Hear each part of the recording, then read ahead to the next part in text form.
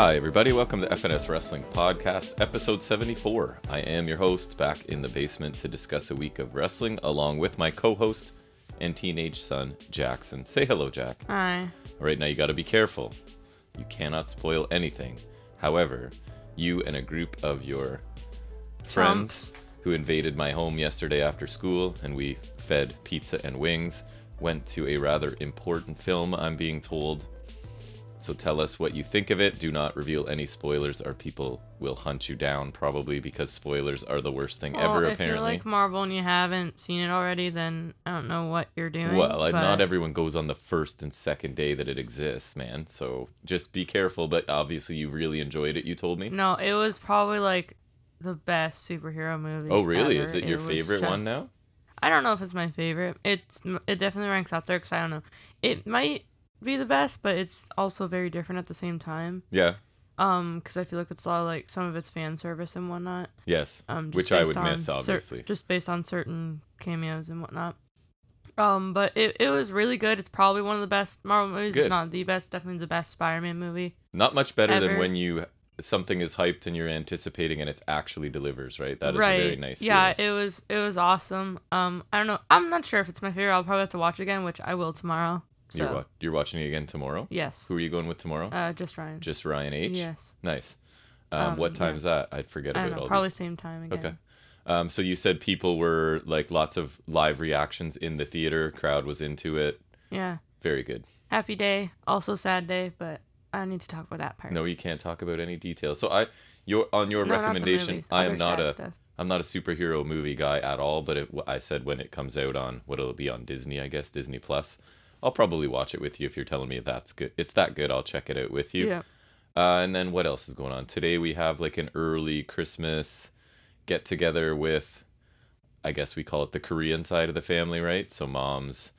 Not even like the full of it though, right? No, so we're back into the Omicron variant is picking up steam around here. So we're into like over 3,000 cases a day in Ontario. So they're just going to be imposing some more restrictions tomorrow morning, I think it is. So we're back to like indoor gatherings capped at 10, I think. So we're just hitting that 10 today when we go to your grandfather's place, and your aunt and uncles will be there and the dogs will be there. So going back, I think the restaurants and things are going to be at 50% capacity. I think bars and stuff have to close at like 10 p.m. So we seem to be taking a step back with this variant, unfortunately. Hoping that after this winter break, we're not going back to online school, but I feel like... It's so weird how, like, things are... I feel like it was, like, a good stretch. It was. Now. And then we get another variant, right? So, I don't know, I'm reading conflicting things, but it seems to be that this variant is more contagious, but less dangerous. So, more people will get it, but... It's been going on forever. It's probably it been, really has. Only, like, 2 years, maybe, going on. Well, we started this pod because we were basically locked down at home, right? And that was 74 weeks ago, so we're still here doing it.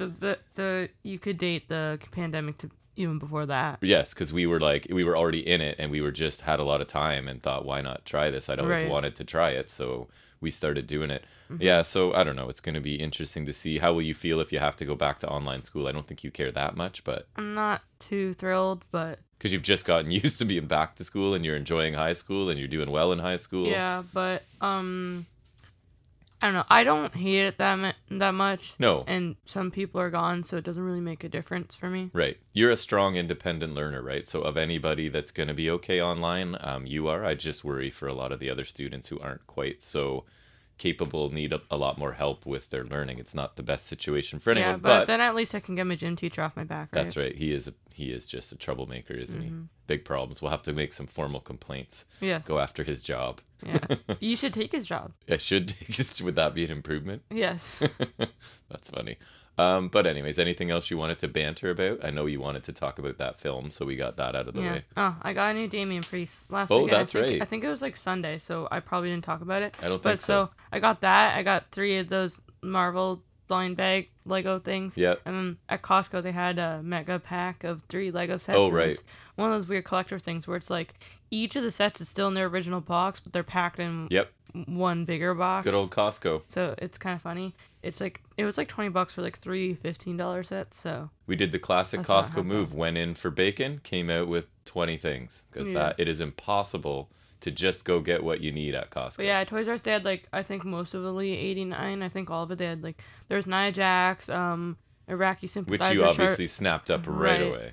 I actually got two. There was two of them. So Could I got be a both collector's item now that she's gone. I don't know. There's Iraqi sympathizer Sergeant Slaughter, and ironically, Elite 76 Colonel Mustafa as well. The term Iraqi sympathizer makes me laugh every time because it's such a WWE like adjective. There's also Drew McIntyre, and I'm gapping on the other ones, but then there's also Damian Priest, and I don't have Damian Priest, and it looks really nice, so I got it. Like they got nice sculpting on whatever.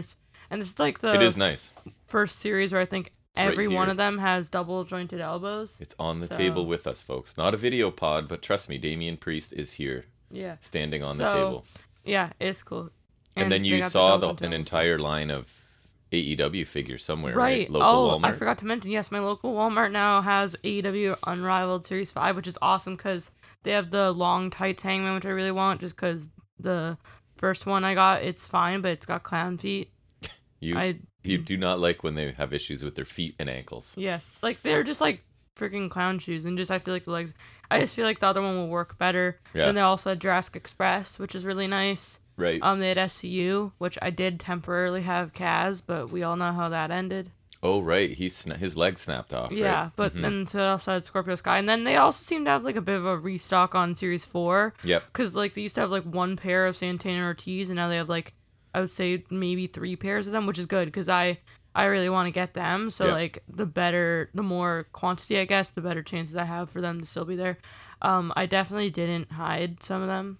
Definitely not. No. So if you get some Christmas money, you're going back to the store to find things. Yeah, and it's nice because it's rare we get stuff there. Yeah. But now we're only like I would say 2-minute walk a couple from here. series behind. Well, sorry, maybe like 5 or 6 minute walk. Yeah, from but here. It's nice like because we don't usually get the best stock in terms of wrestling figures here. And like, when they do come to our town, I also think it is far less likely that people are searching for them there and coming as like toy hunts. You know what I mean? Because we're kind of out of the way up here. Right. So. Yeah, and then like I find like we usually get like some good stock every like not often. Right. Although I feel like it wasn't too long ago when we got Series 4, so I think it's been pretty good. And it makes sense they stock up for the holidays, right? They're hoping to sell a lot of stuff. Yeah. All right, I don't really have anything exciting to discuss. I'm just happy to have the winter break, the Christmas break, whatever holiday break, whatever you want to call it. It's here. I'm happy about it.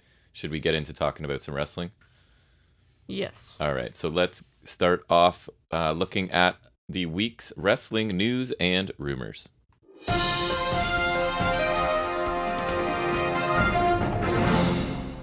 And I'm going to start out with the ratings again and looking at NXT 2.0, first of all, which you did not watch, but I did, and I'll talk about... I refuse to watch it. They don't deserve it. I'll talk about it quickly in any other wrestling business a bit later. It was a pretty standard 2.0 show, I'll say that much now, which is that a good thing or a bad thing?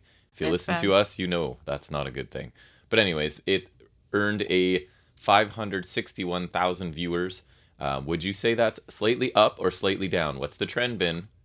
Down because it's garbage. Slightly down, 4.91%, and earned a 0.14 in the 18 to 49 demographic, which is up a lot for them, 27.27 or 27.27, I guess technically. And that NXT was the lowest audience since the show was rebranded to NXT 2.0 in mid-September, and I think that's breaking last week's record low. So as they keep sort of slightly dipping in overall numbers, they're breaking their own records every week. So that's nope, they're bad records. So that's not a good thing. Like, congratulations, another new record for WWE. Watch WWE's new record-breaking show, NXT 2.0. That is how they would spin it, 100%. Breaking records every week. In contrast, Wednesday's live Winter is Coming edition of AEW Dynamite. Winter has come. I hope. Actually, you said it's going to snow today, right? We're supposed to get a lot of snow. So that show featured the Paige Danielson it did. opener, ? That drew 948,000 viewers, which is up 8.72%, and earned a 0.31 in the 18 to 49 demographic, which is down slightly at 6.1%. So it's the second best viewership since Dynamite began arriving on the West Coast. It seems to be a point where they started really comparing things. So that was in October of 27. So we're not getting the 1.3 million viewers they got a few weeks there, but inching back up towards a million for what was I mean, a specialty show, right? Winter is coming, I would suggest. One of their TV specials, I would say, yeah. Right, so... Whenever it has, like, a title on it. So slight decline for NXT, which is normal, and a slight uptick for Dynamite, which makes sense with being a specialty show. What do you have for us? To keep on the AEW train, on Rampage they confirmed the women's and men's tournament for the Owen Hart Foundation. So basically, Owen Hart Cup tournaments. Those will be starting in May 2022. The graphic also has a Double or Nothing logo, so I assume that's when the finals will conclude. Yeah, that seems to be the case. So that's cool. Yeah. And again, I asked if I had this in last week's, and we didn't think so. That Hook, good old Hook, AEW's Hook, is officially the first person to outsell CM Punk on Pro Wrestling Tees since late August. I apologize because I feel like I read that one last week, but I could be wrong. I feel like it's possible, but I don't think so. Yeah, and people definitely love Hook. I kind of am fascinated by Hook, and I was very impressed with his first match, and his second one will be coming up. So, considering that was, I think, actually his first match anywhere in terms of televised, he was pretty impressive. So already better than, 90% of the people on NXT 2.0 at this point. Anything else? Kevin Owens re-signed to WWE, he did. Surprisingly. A little bit surprisingly. I kind of read his thoughts. It's like kind of what's best for his family. He's sort of like established there, and he has a routine, and you know what I mean? He just kind of knows how everything works. So I get it. A little disappointed because I love him. And I would be interested to see what AEW did with him. But they also, again, I keep saying it, they have to stop signing everybody at some point, right? So you don't have room for everyone. So as long as why they should get rid of Sting. Kevin Owens is a really smart guy. And if he says this is the best decision for him and his family, I tend to believe him. So I'm happy for him. I mean, selfishly, I'm not happy for me because I don't watch that product. So I won't see him and I like him. But anyways, good for him, I guess. So Tony Khan, I don't know if you saw this. He lashes out at Fox News over some commentary they made on ratings. So it was basically Fox published an opinion piece where the general thing, if they were criticizing AEW and the Jacksonville Jaguars because they're owned by the Khan family as well. And basically the idea was that Are they afraid they're going to get conned? The Khan family is having a rough December so far. And they talked about how so? The Jaguars are an awful football team, which they are. And they've also had some controversy with their head coach who that just led to him being fired.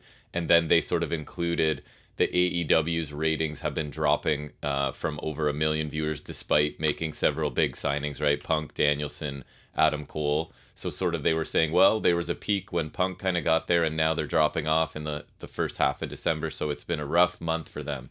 So Tony Khan, I thought was interesting. And again, Fox has a contract with WWE, right? So would that be in their interest to sort of take shots at AEW, I guess? Because they are on Fox, right? Oh, they are. Right. SmackDown is on Fox. So I think that's why Khan got a little fired up because he would suggest maybe their reporting is a little bit biased in this case, right? So his first reply was, hey, at Fox News, it's amusing hearing your opinion about AEW ratings, considering AEW Dynamite on Wednesday has beaten, capitals, every single Fox News show for 6 weeks straight. Here are the recent charts, including this week, to prove it. See you tonight. And then he followed that up with, thanks, Fox News. I appreciate that you've highlighted AEW's ratings when AEW Dynamite on Wednesdays has beaten every single show on your network for 6 weeks straight. Here are a few more charts. Twitter only let me attach 4 weeks worth to my last tweet. See you tonight. So basically saying, flipping it and saying, sure, our ratings might be going down a little bit, but guess what? We're still beating everything that you're producing and putting out yourselves, kind of thing, including your news programs. So obviously, a kind of interesting response, right? The fact that he had to respond at all, but sort of responded with some fiery tweets, making some interesting points. So I thought that was kind of fun. What else do you have? Good for him. In AEW, it's yet to be confirmed, but has reportedly signed Brody King. I saw it certainly looks like, based off of this week's Dynamite, right, that is what is coming. I think he was. I think he was not the only person teased for next week, but I'll get into that. Right, because Malachi even makes reference to a king at some point, right, at the end of his promo. I think it's pretty clear that he's coming. And again, AEW has a history of actually delivering on what people think is coming instead of just like not doing it for the sake of whatever. They actually follow through on stuff. So I imagine he is coming, which is cool because he's pretty awesome. Mm-hmm. Did you see the interaction between Darby Allin and Cora Jade? I did. I read about it, yeah. Trading some shots. The tweets have now been deleted, but The initial tweet came from Darby Allin. There was a video of him, I think, skating at a local skate park with the tweet, skating is a huge part of my life, not a fake character for TV, LOL. Obviously sort of directed at Cora Jade, as we talk about. She can barely ride a skateboard for 10 feet. But she replied, so I feel like he fired a shot and then she sort of dropped a nuke on him, right? But she escalated it by saying, being a good person with no abuse allegations against me is a huge part of my life and not just the character I play on TV. So there are some accusations of Darby Allin. I don't really know what came of them, because I did go back and go, really? Was he part of the Me Too thing? He was. Speaking out. Speaking out. So he was. So a pretty major shot fired by Cora Jade there, and then both of them, as I said, have deleted their tweets since then. You could say that about like every wrestling Twitter beef that's ever existed. Right. Anything else for you? I have a couple more stories, but nope. No. Okay. All you. The other one is, or my second last one, I guess, is Victor of the Ascension. What is it? Rick Victor was his name, I think. Oh, is it the Neville thing? Yeah. Yes, I saw that. He recalls AEW's Pac nearly quitting after, or just before, I guess, his WWE main roster debut. So Victor was talking about how WWE botched the presentation of the Ascension and several other acts due to WWE's compulsion to like repackage or tweak people who have already been successful. That was what he was saying, right? Like, why did we work our butts off in NXT to sort of develop this character and do really well and then get called up and basically... Because that's how the world works. Right, that's how it works there. So he provided one very specific example. Quote, I'll never forget watching Neville walk into the locker room with the cape and one of the dumbest masks I've ever seen in my life. We were like, what the F is this? He almost quit that day. So the mask never actually made it to TV, right? But the cape stayed for a while. So it was just right away. Oh my god, I remember, because remember the Elite with the big purple cape? Yes. And it was almost like I could see Vince going, this guy is not, like, look at that face. We can't put that on TV, I don't right? even understand what his character really was when he was babyface. Now that I'm like looking back, I think they were just like, look at his moveset, good enough. He's a babyface. Like, how could we not have... Right, it was like, his nickname was the Man That Gravity Forgot, right, which I think was a pretty good nickname. I think that's kind of cool, actually, yeah. But, I don't know, now I'm struggling, like, because the King of the Cruiserweight shtick was awesome. Yes. But then, like, before that, I'm really, like, I don't remember. A guy that I never thought could be an effective heel is just an amazing heel, it turns out, right? Yes. The last thing I have is that Tony Khan made a comment sort of about further plans for Hangman and Bryan Danielson. So he said, quote, I'll be honest, I'm excited for what's coming next between Hangman Page and Bryan Danielson. It's far from over, and I'll tell you this. Bryan Danielson is still the #1 contender. It's a rematch I'm very excited to see. I would agree with that. I am on board for a rematch, a couple rematches, a series, whatever you want to do. Why I'm here for it. People didn't ask because I can't hear them. We'll talk about that in a second. Coming right up. So that does bring me to the end of my news. So let's move into that, and we'll be talking about that match a little bit quicker than you expected to, right? Yeah, for sure. Let's do that now as we transition to talking about this week's AEW Dynamite.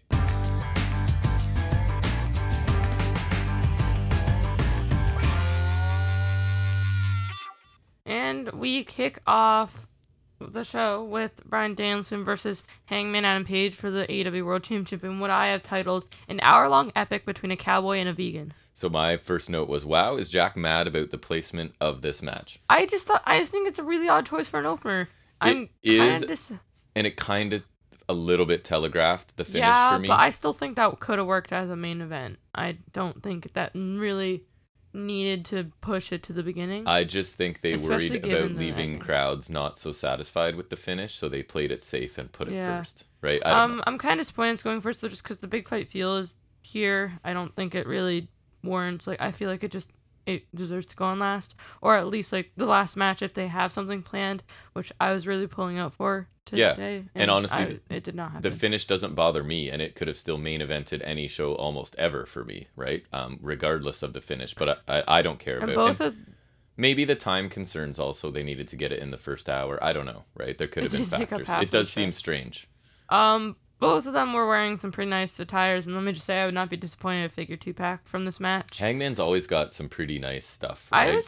Bryan was looking particularly nice in that mostly white gear. Like, you can never really go wrong there.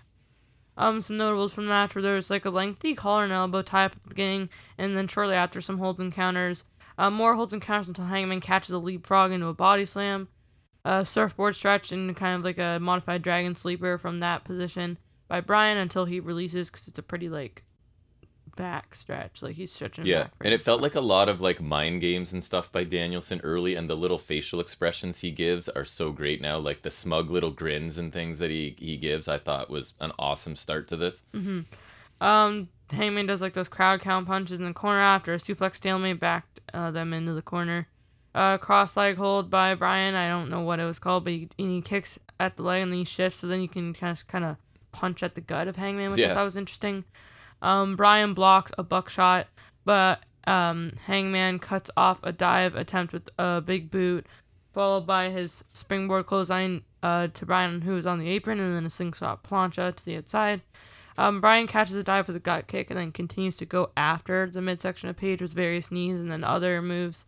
And then he hits that like Nyla Rose knee drop with Hangman over the middle rope, though. I love it. It's whatever mistake Page makes, Danielson will capitalize on it and then target that, right? So, you came off the ropes and I kicked you in the gut. Time to focus on your gut for a while with a variety of stuff, right? Until he finds some other mistake that Page makes. It's such a cool story he's telling. Yeah, and that garnered a 2 count, springboard clothesline by Hangman, with Bryan seated on the top rope, which I thought was really interesting. Yeah.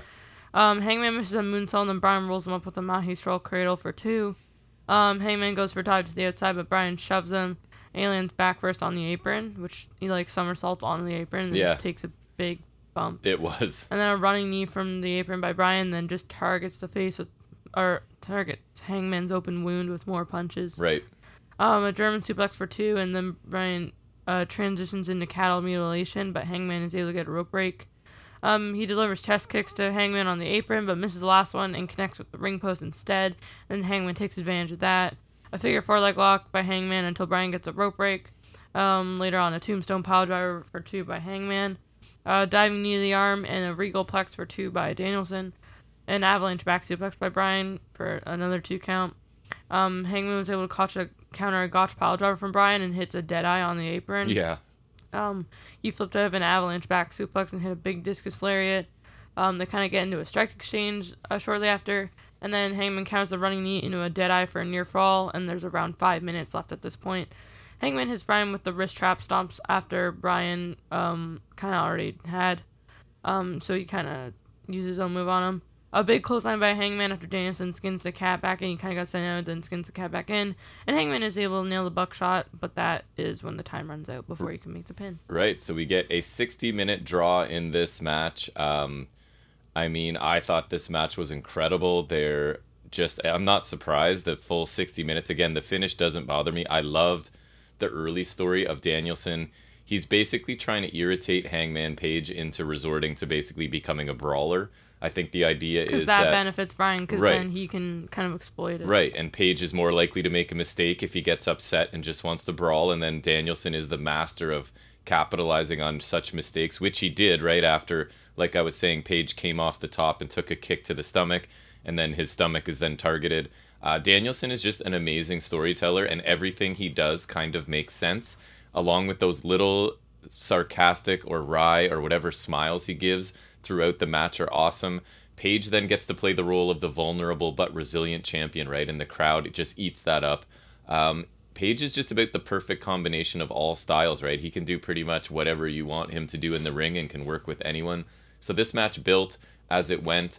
Danielson just got more vicious, which made all of Page's inevitable comebacks all the more satisfying, right? Just an awesome dynamic between these two. A great match. Both men, I think, come away looking super strong. And sure, I mean, there's people going to be critical of Page not winning decisively in this. Is this his first title defense, right? Yep. In his first title defense, but it's one of the best wrestlers in the world in Bryan Danielson on an unbelievable run in AEW, so I don't have a problem with it. Danielson's like your relentless, violent heel, which is kind of almost weird to say, right? Because it's not something I would have expected. I haven't seen that in a while, and even then, this is different. And Page is just the ever-resilient, beloved babyface champion. The finish doesn't bother me, only because it is Danielson and the run he's on right now. just an amazing start. And I guess I had to add middle of this show because it did go for the full hour, right? Yes, it was like the entirety of the first half of the show. An absolutely unbelievable match, and for me, they just snuck a match of the year contender, just under the wire, right? Mid-December, and we're gonna get, it's at least gonna be in my nominations. It's a high consideration and it for me. could possibly win. So just fantastic stuff. I've kind of already made my pick for it, but I think it's like a very, I'm not sure if I'll go with it, but I think it's like a very close. It's in the running. Deserves consideration, we'll say, right? Absolutely. Yes. What a match this was. It takes two very special talents to wrestle a full hour. Not only that, but wrestle an entertaining and full not feel hour. like an hour, right? And yeah, it didn't feel like an hour. And in a match of the year candidate for a full hour, and without a winner. I think it was a bold choice to do this since they did this with Omega versus Danielson not too long ago. But this one actually made me disappointed because I really wanted to win for Hangman so bad, which is maybe a good thing because I think they made you really want it, you know? Yes. I think Danielson versus Omega may have done the time limit draw better. Like, I feel like this was different because it was an hour, but I feel like the Danielson Omega one just worked a little better for me because I feel like Omega and Danielson will always be considered two of the best. Like, Hangman's awesome, but I feel like Omega and Danielson are always in the best of the world. Like generational talent sort of deal. Right. Yeah. So I feel like that one just really felt a little more earned. But what a great match this was, and I mean, like, great. A rematch would be welcome anytime. A close match of the year candidate for me. With at least Omega versus Danielson, and then I would say that cage match from All Out, kind of close. Those are like my close three. Yeah, so I thought a little thing this match did better with the time limit draw than the previous one was the commentary finding ways to point out how long it's been going. I don't think they super telegraphed it, but they would be like, these men have been battling for 40 minutes, right? So they're just sort of time stamping it for us, which I thought they didn't do as great a job with the Omega match. And you want to know what? So the only adult person I know that I can talk wrestling to is, I've told you this, right? Marco Sr. From your brother's basketball team. So when I see him at the basketball practices, I asked him, like, what'd you think of the Danielson Page match? You know what he said? Too long. I had to skip a whole bunch of it throughout. So there's a very different opinion.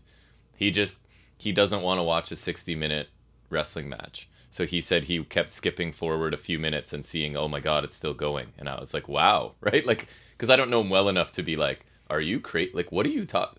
Because obviously people can have different opinions. One of the most entertaining, like, single hours of my life. But his opinion was just like, it was too much. I kept skipping and it was still going on. And I was like, interesting, right? So, because I honestly don't interact with adult. You're the person I talk wrestling with 100% of the time. Sucks to say. And we tend to agree on things, right? So it's interesting to hear someone's very different perspective out in the real world. Definitely. Yeah.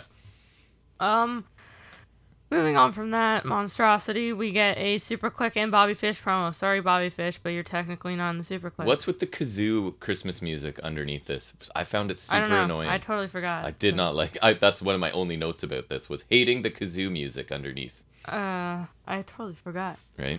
Cole asks when the best friends will learn not to mess with them. He recaps last week when the Bucks dominated and they beat him down again on Rampage. I think he said like the Full Force best friends or something because Trent was back at that point, like after his return last week. Fish says whenever this happens, they divide and conquer. Nick suggests an 8-man tag, and Cole says that would work on Rampage.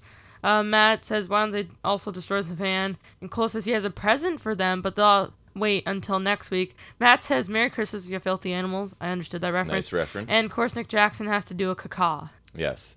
I thought this was pretty generic by these guys' standards, and I still feel like the best friends are beneath this group, but I guess they had to find something to do. I guess we're getting some sort of surprise next week, which is something, maybe a new arrival, or I don't know. If they're saying there's a surprise, it's probably going to be something a little bit interesting, but I didn't think this was amazing. It was fine.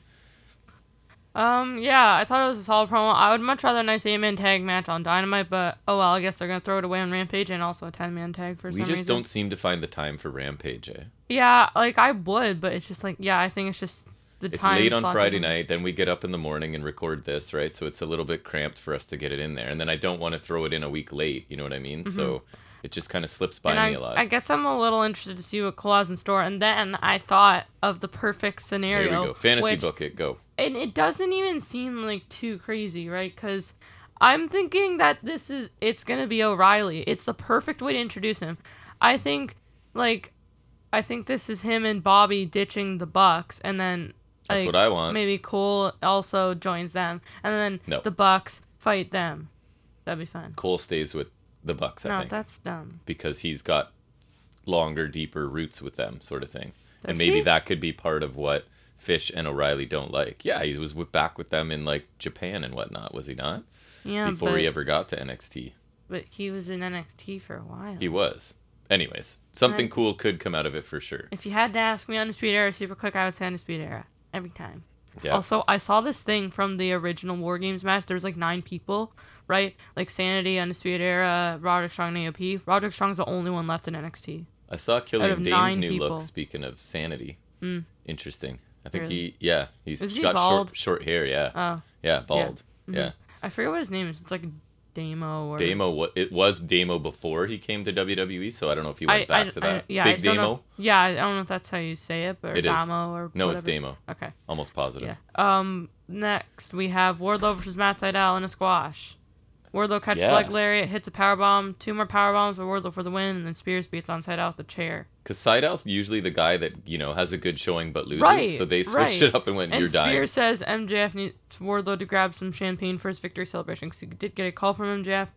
And I thought this was really weird, because he's never been pushed in or anything, but he always gets, like, a good showing. I thought this was, like, not bad treatment, but just, like, not great, like, for his standards even, And maybe it's just to change things up so that we don't see Matt Sydal and go, "Oh, here comes another competitive match that he loses." They actually switched it up.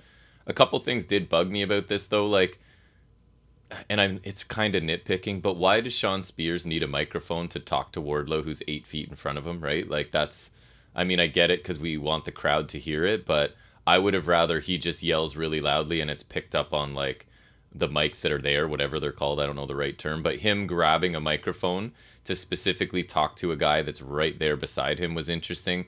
And then my other point, which I left it in my notes even after seeing what happened, is why does the guy who's recently been defeated men with chairs after the match suddenly have an issue with a couple extra power bombs, right? Because I'm like, this doesn't make sense. He's yelling at Spears to make him look strong. And then I was like, oh, never mind. Now it's funny because Spears grabbed a chair and hit him with it as well, right? So, like, why did you need to powerbomb him more? But I'm still going to wail on him with the chair anyway. I thought it was funnier last week, but I still thought that was funny. The multiple powerbombs thing is getting a little repetitive. It just doesn't work for a great finish. And I think that it feels like it's not giving me much confidence in Wardlow, like when he does turn on MJF. And I like that corner boot thing that he was doing. I thought that looked cool. I don't like that as a finisher either, but I thought it was like a good move in his repertoire. Yep. It feels like they're sort of getting closer to pulling the trigger on the MJF Wardlow disintegration, but I don't know if now's the time because MJF kind of has bigger fish to fry. I feel like he's like top of the card right now. So I don't know. We'll see where they go with it, I guess. But this was just a squash match. Nothing special. Yeah. Like, I don't know. I would say less than a minute. Oh, NXT 2.0 match. It was pretty much. Next we get a Ty Conti Penelope Ford package. Conti says she is sick of Ford running her mouth and teaming with the brass knucks and challenges her to, of all things, a submission match. Ford says she has a Muda lock and has tapped on many people with it and will still win. Conti says something I didn't quite catch. So it kind of seems to be the standard length and tone for these quick build mid-card women's matches promos, right? Like that they were doing for the tournament and whatnot. So I thought it was fine. Conti's definitely improved in all aspects of pro wrestling because her promos are better as well. I don't know what qualifies Penelope Ford to be in a submission match. She has one submission. She has one submission, so maybe she's going to be going back to that well a million times in this match. This isn't a match I'm super excited about because it's no offense, Penelope Ford is just kind of there for me, and she's like the just almost enhancement. Ha! And you thought she was going to be better than Kip Sabian. Well, she is way better because she actually has a contract and is on TV. Well, he's injured. That's not his fault. Still. But anyways, I don't know. I'm sure this is just a vehicle for Conti to pick up a somewhat quality win, and it might be a fine match, but I'm not convinced. I'm just kind of mad because, like, for the first AEW submission match, they go with Penelope Ford versus Ty Conti. Conti doesn't really use submission. She's more like the judo and whatnot. And Ford only uses a submission finisher, so I would hardly call either of them a submission experts. Whereas, literally last week, I was saying it should have been Deeb versus Shida in a submission match. Yeah. Deeb uses literally 1,000 different holds or submissions, and she is like a Japanese wrestler where like that's kind of part of their thing. Right. So she could also do that, and that feud's just made for a submission match. So And I really don't understand why it's this. It might have improved what we got this week from them, frankly. Next we get Malachi Black segment. And he kept talking about the house being bigger than you, and then he says the house always wins. I'm kind of like shortening it here. Yes. And he tells somebody in a like a hood or whatever, who's kind of like kneeling in front of him or that something. they are so much more than a king. Right. So he's talking about building a house, reference to the House of Black, and then talking about someone being more than a king, and I think they were trying to make whoever it was look smaller than they actually are, because Brody King is a monster of a man. So I imagine this is Brody King, as we were kind of talking about earlier. Can't be sure since this is a cryptic Malachi Black promo, but it looked and sounded cool. Black and King would be a devastating combination. Do you think it's possible that Julia Hart joins them? The House of Black? Yeah, like one of these, if he spits mist in your face, you start to like transform and join his crew. Well, I don't know, we're starting it now. I don't know, we don't have to go back that far. Or is that just a way to have him and Brody King are just going to destroy the Varsity Blondes as their first thing, probably, right? Oh, yeah. Would make sense, I guess. Okay. I don't know. I'm interested, Is there anyone like else that would fit that group? I'm just trying to think if there's... House of Black? I'm sure they'll find somebody. Because I would like it to be Black, the ringleader, and then maybe Brody King.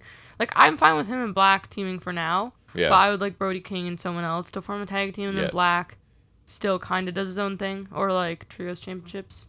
I'm excited to see Brody King wrestling in AEW and the AEW style and stuff. He's really good. Yeah. And he has a crazy look. And so I don't know if he's definitely fuels those rumors. If he's gonna be wearing the like balaclava he wears to the ring and stuff, but he looks super intimidating when he makes his way to the ring. At least in ROH he did. R.I.P. ROH.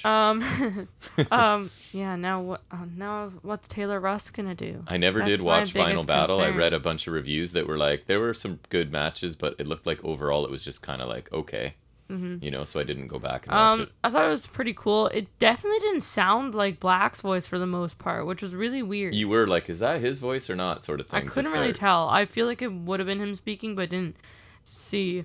It didn't seem like him. There's a lot of use of the word king. It could be referring to someone. So, I mean, I'm really excited to see Kenny King in AEW, you know? No, thank you. Jerry the King Lawler. Yes. Wait, no, Eddie Kingston. Maybe. Yes. Or, King Booker? No, I was thinking maybe his mist can bring people back from the dead, and it's like, why can't I remember his name? Harley Race? There you go, Harley Race. That's the name I was looking for. Yeah. Yeah, there's a King Haku. King Haku was awesome. I'd be down for that.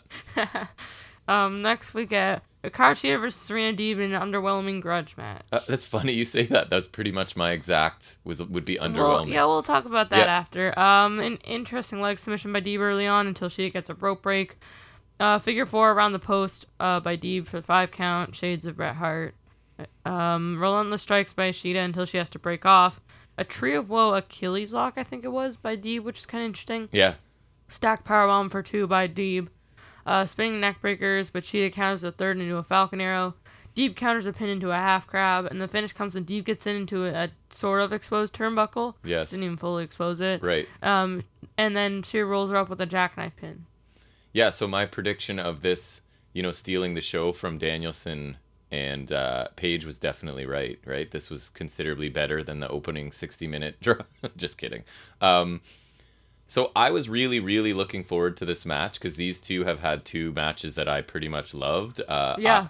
I think this was the worst of the 3, right? It was a real letdown because it felt underwhelming and it fell short of expectations, and while I'm on that, it just felt short. And I don't think the match was bad because there were some cool moves in here, but I agree it felt incredibly short. It felt like really, I don't know if like sped up, like it's like almost you like doubled the speed of like they one had of the to other compress ones. it because the first match was 60 minutes or something, right? But yeah, I went back and looked, so it got 12 minutes, which isn't a ton. If that's the case, I would have liked them match. to take out like I don't know if it's much time, but the squash match or like then maybe like put it to next week. I would say yeah. Because that's like the Christmas version, so like so like I feel like they could warrant it on there. That's fair. I don't think this was bad, and I feel like Deeb is kind of similar to Bryan Danielson, and I'm trying to give her a huge compliment here because she is an amazing technical wrestler.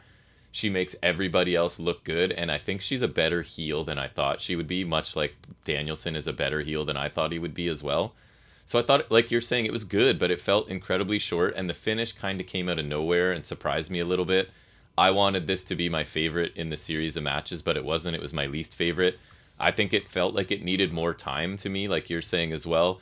At the end of the day, it's still a good match, right? But I was expecting and hoping for like it's not up to their standards. Fantastic match, right? Right. I think they need AEW in general needs to find ways to get some more women's matches on TV. I think we get one a week, and it's usually in the exact same time slot, right? And so that means it's usually not like the best if it's involving like Ford or right. And Bunny it seems to be mid carders a lot, and yeah. So I think if we end up going weeks or months I think this without was the only like prominent one that's been good, and yeah. I feel like this was kind of a damp squib of an ending. And it's just kind of like we go weeks or months without seeing some of the major women wrestle because they're only putting one match a week on. But anyway, like a good match, but definitely far below what I was hoping for. Right. It just wasn't long enough as the action was going fine until it ended, and the finish just kind of felt lame and unbefitting of this feud. Even though this was the tiebreaker match, I hope this isn't the end, because this was not a great way to go out. No, I remember the finish happened, and you and I just sort of turn and look at each other like, that's how we finish this? Right. But anyways, not a bad match, but not what I wanted. Next we got Varsity Blondes interview. Now this show is in the A+ range. Here we go. Garrison is not a happy little boy, and he says Julia Hart isn't here and talks about what Black did last week. He says Black may be intimidating, but he's a coward and you'll bring the fight to him. Pillman says this is what Black wants, and Garrison says that was their sister, and he asks whose side Pillman's on, and he'll break Black's jaw next week.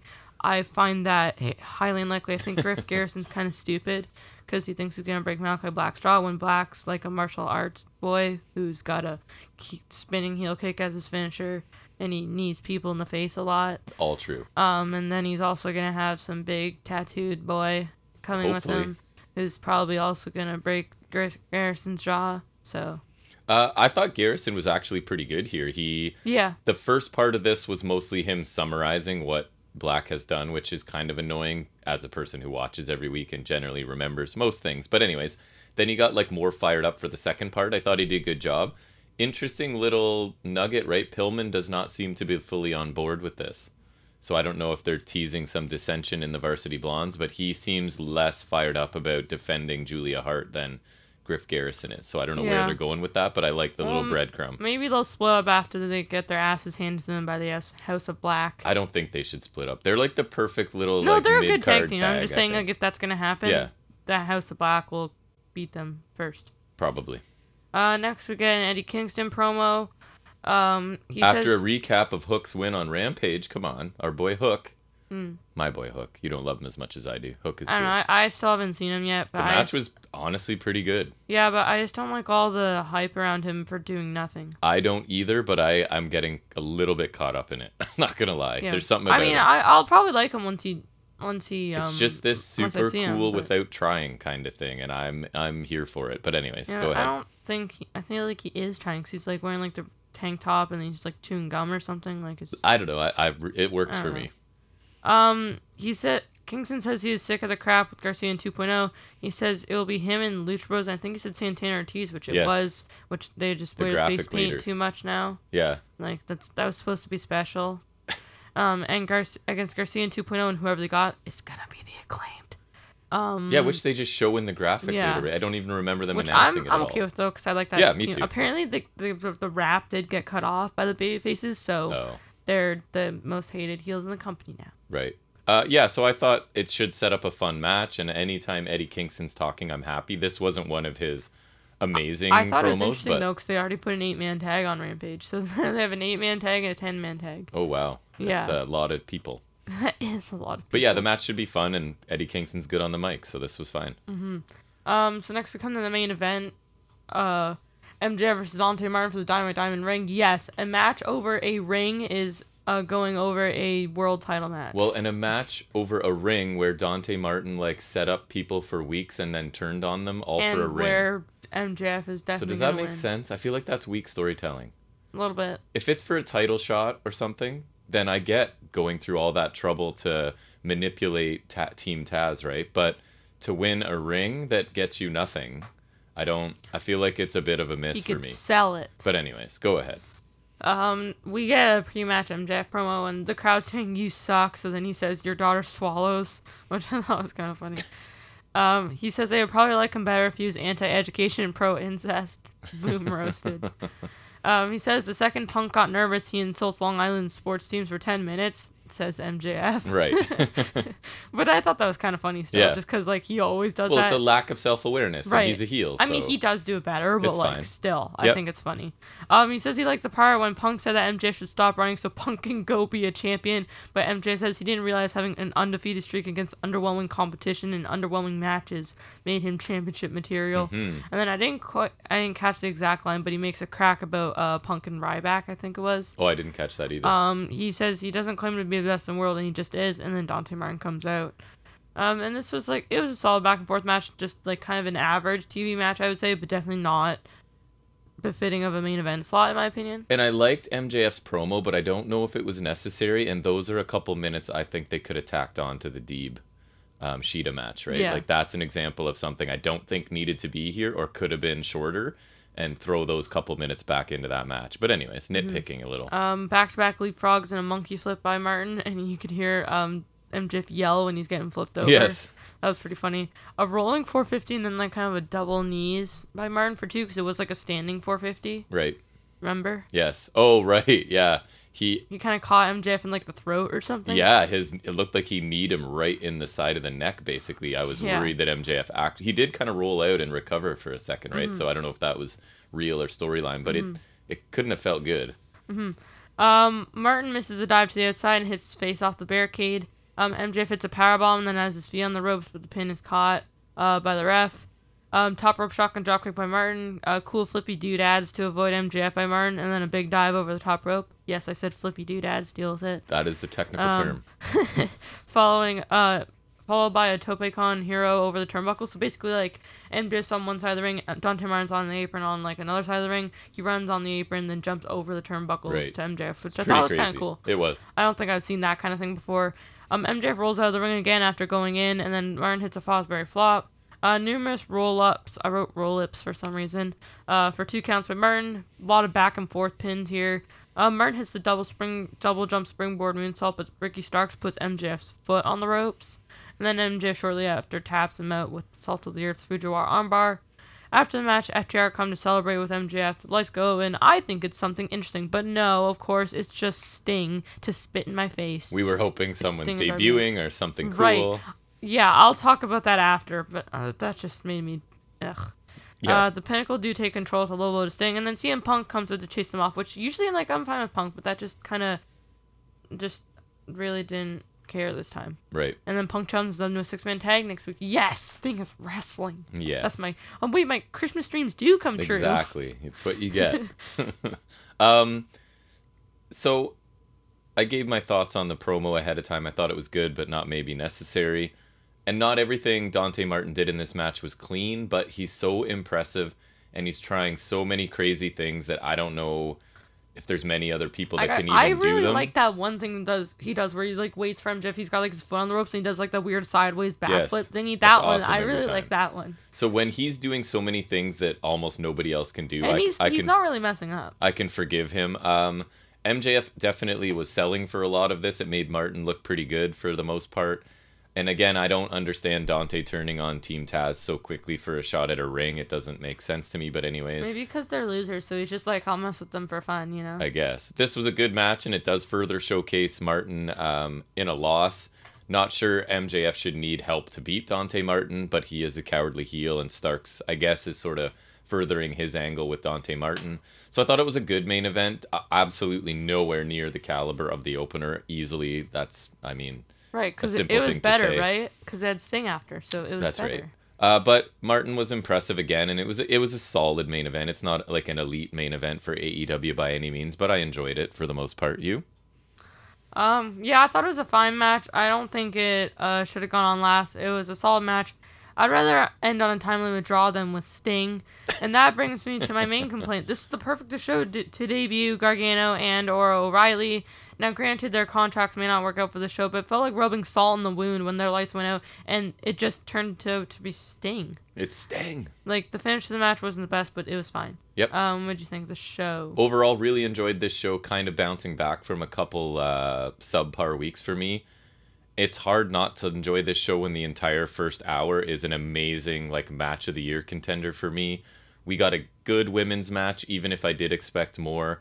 And then we got a squash match and a solid, entertaining main event. I like the Malachi Black segment. I look forward to the addition of Brody King, if that's what that means, and I think it does. Kingston's promo was short, but good enough, at least, and I was impressed with Garrison on the mic.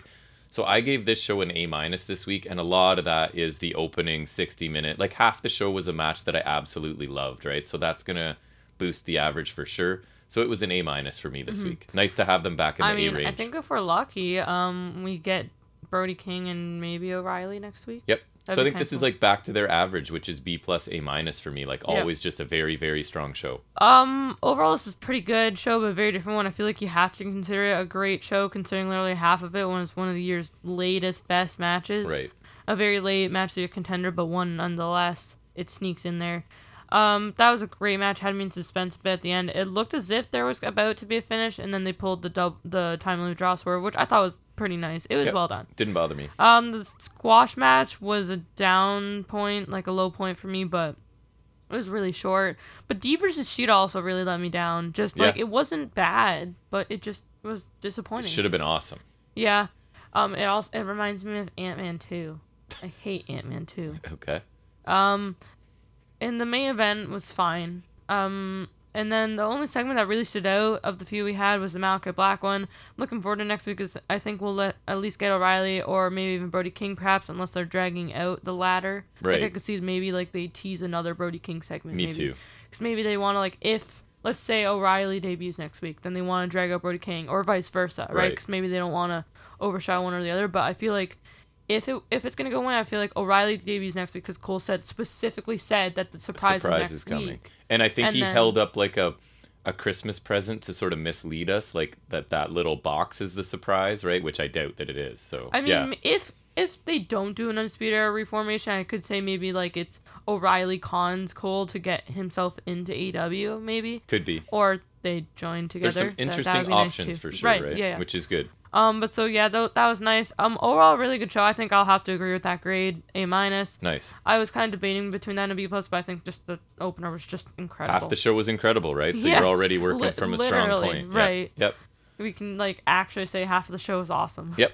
I agree. All right. Well, that's gonna wrap up AEW Dynamite. I almost did it. I almost regressed to AE Dynamite. It's been a while since I've made that mistake. Slipping. So we got to make a list. AE Dynamite, Rachel Green. I screw up a lot, and there's something else I say too. You sometimes go Aleister Black or Daniel. I do. I do. Wait, Daniel Bryanson. Daniel Bryanson. Or Daniel Bryan. Can't help it. But anyways, we're gonna move into Jack tackling some trivia in what we call off the top of his head.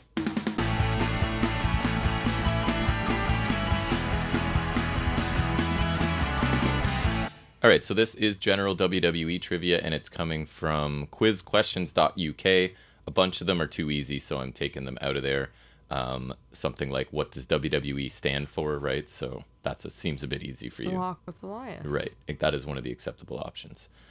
So let's start out with, in what year was first WrestleMania held? 1985. Correct. In what year, this one's a bit tougher, did Brock Lesnar return to WWE after a stint in UFC? 2012. Why do you know that so quickly? That's not that difficult. That is difficult. How many wins did The Undertaker have at WrestleMania before the streak ended? 21. 21 is correct. Which superstar is a cousin of Snoop Dogg? Sasha Banks. Correct. Who won the first Women's Royal Rumble? Asuka. Correct. These are too easy, all of them apparently. Who won the first Women's WrestleMania main event match? Becky Lynch. Correct. Which female WWE superstar had the entrance song, quote, bad reputation? Ronda Rousey. Correct. Too easy. Which was the first WWE pay-per-view headlined by a women's match? That's a bit tougher. First pay-per-view with the women's match main Hell in event. a Cell 2016. Correct. What was the match? Charlotte Flair versus Sasha Banks. That I'm trusting you because that detail's not here, but Yeah, I'm pretty sure you're right. that was the year of that feud. Right. Who became the first superstar to cash in Money in the Bank contract mid-match? Seth Rollins. Correct. Boy, I'm pretty sure that's still the only one. The No, it's not. Ultimate opportunist, right? Who did Daniel Bryan beat to get a place in the WrestleMania 30 main event? Triple H. Correct. Survivor Series, true or false, is one of the big four. I think so. Technically true, but not really. Who was the first ever Universal Champion? Finn Balor. Even I knew that one. I mean, they probably don't really care if you remember that. Now they're calling it WWE, but I will not. Who was the first WWF champion? Buddy Rogers. Correct. Very good. Because they have it as WWE, and that is mightily misleading if your answer is Buddy Rogers, right? I mean, I would still know what they mean, but I get what you're saying. Yeah. Do you remember? Actually, that was WWF, so you're still wrong. That's probably true. Who did Dolph Ziggler cash in his first Money in the Bank contract on? Alberto Del Rio. Correct. Nice.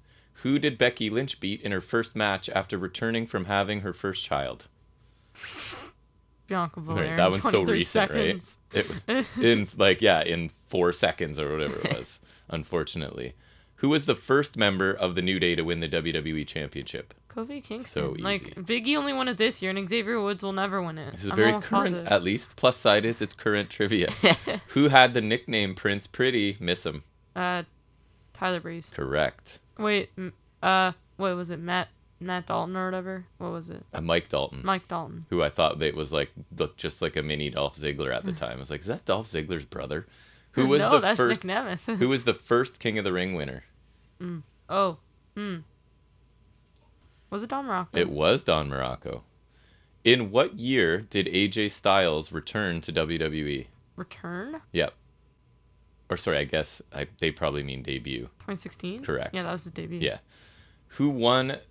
Why do I remember this? This is one of those why do I know this? Because you'll know for sure. Who won the first Andre the Giant Memorial Battle Royal? Cesaro. Yeah, I actually remembered that too. Yeah, because he did like the Hogan lift Andre, but he did to Big Show to throw him Exactly. out. Yeah. Who was the youngest woman to win the Divas Championship? Ooh. I could give you a hint if you would like. Sure. Non-American person. I thought you were going to say so nice you gotta say it twice and then it'd be Kelly Kelly. No, That'd not be Kelly funny. Kelly.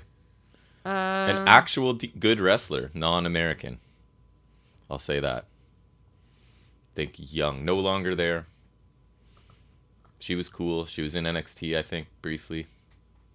Very young at the time. Correct. Who was the first leader of the Nexus? Wade Barrett. Correct. King Barrett. Stu Bennett. Bad News Barrett. Yes.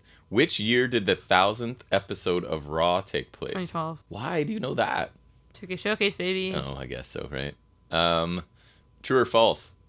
Drew McIntyre is the first British WWE World Champion. He's Scottish.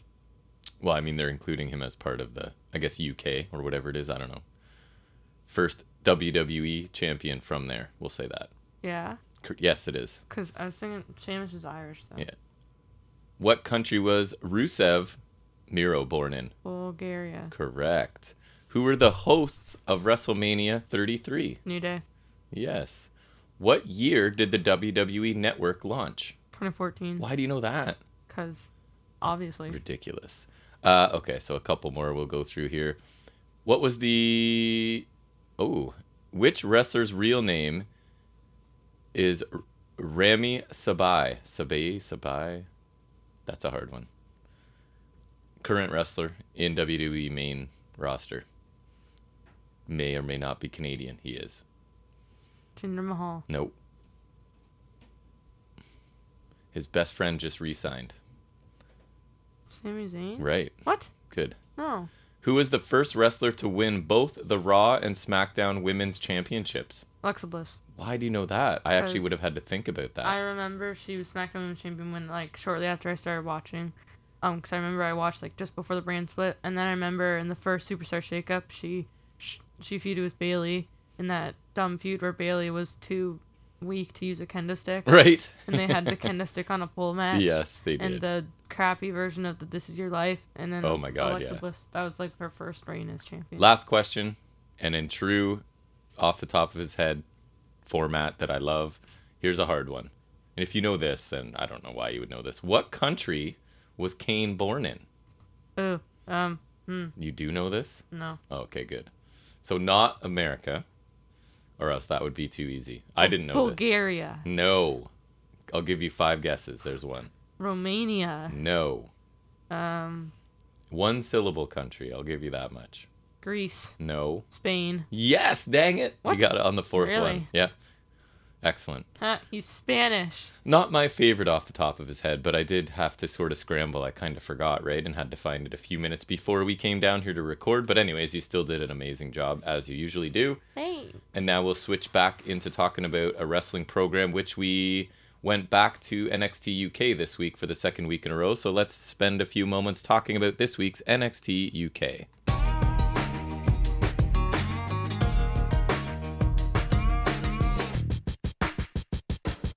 So this show, no highlight package or anything, right? We go right into, I think it went right from basically the opening theme to the opening match, which is Joe Coffey, who's in much better shape than last time I saw him, taking on Charlie Dempsey, who is what? What's his... Regal's kid, I think. Yeah, I believe it is William Regal's which they son. they're not even acknowledging, which I think is really odd. And he's doing a really old school gimmick, Yeah, right? his Tron is like a picture of him. It's like Charlie Dempsey in action, which I Yes. thought was kind of interesting. And he's like in plain tights, and he's got just like a shaggy haircut, and he looks like he's like an old school kind of British wrestler type style, I guess is what Yeah, they're going he's for. very interesting, I think. So Charlie Dempsey, the recent storyline is that he has just joined D Familia, which is Teoman and Rohan Raja, right? We finally found his name. So I don't quite see the connection to Dempsey being in there, but I do like the group because I like Teoman and Raja quite a bit so far. But I guess hopefully they'll explain this sort of collaboration a little bit further in the future. So anyways, this was a lot of holds and counters, right? Because that is Dempsey's style, the old school, highly technical wrestler. The final few minutes of this then shifted to a slugfest, which obviously is going to favor Joe Coffey because he's more of a brawler, right? That is Joe Coffey. And then the other 2 members of D Familia do end up coming down here and getting involved. So that distraction basically allows Charlie Dempsey to apply a dragon sleeper that puts Joe Coffey out. Like, I don't think he submitted. He was actually out for this, right? So it's kind of like a referee stoppage because Coffey is out. What did you think of this quick... Well, it was kind of medium length, I guess, I thought it was a solid opener, but I expected a little better, because I haven't seen much of UK in general, but I know Coffey's pretty good because I've seen him like a bit. He is, I I like remember him. First takeover, he challenged Pete Dunne, like I've seen him a bit, so he's pretty good. Yep. And I saw a bit of Dempsey's debut, and his gritty but tactical style seems very interesting. It was a solid match and all, but I don't know, I was expecting like a little better, but it was good. It's interesting you say that because I also find Dempsey interesting, even though I'm somewhat critical of the lots of holds and counter styles. There's the odd time where I'm okay with it, right? So I find him interesting as well. He's kind of in that sweet spot. He's kind of unique in his style and a bit of a throwback. And I also like Coffey, but I don't think that somehow these styles meshed that well together. I don't quite know what it was. So I'm kind of with you. I thought it was a decent opener, and it's a big win for Dempsey, right? Because regardless of how he won with the interference or involvement of his faction, it's still a very young guy. I was hoping to see that submission he used in his debut, or like that one that I think you showed me. And at one point, Joe Coffey was one of the faces of this company, right? So for Dempsey to pick up a win... Brand, sorry, that's true. Show. For him to pick up a win over Coffey, regardless of how he did it, is kind of a big deal for him, so that's good. And I imagine this is just prolonging things between Di Familia and Gallus, right? We're going to get a tag match or a 6-man tag or something out of this somewhere. Next, we get a video package recapping Mustache Mountain winning the NXT UK tag team titles from what I thought was, I think you did too, a very good match last week, right? I really enjoyed the main event last week. We then have assistant regional manager, general manager, assistant to the regional manager, Sid Scala, announces that... I find it really weird because I feel like Johnny Saint's never around, so no. Why can't we just name this chump the general manager already? So he is announcing, I think it was in 3 weeks, right? Which is... There's a tag match. Quite a bit of notice. In 4 weeks, there's a tag match. Right. And then in 5 weeks, there's going to be the tag match from those 2 tag matches. So Symbiosis will face off against Ashton Carter was it Ashton Smith and Oliver Carter, I think.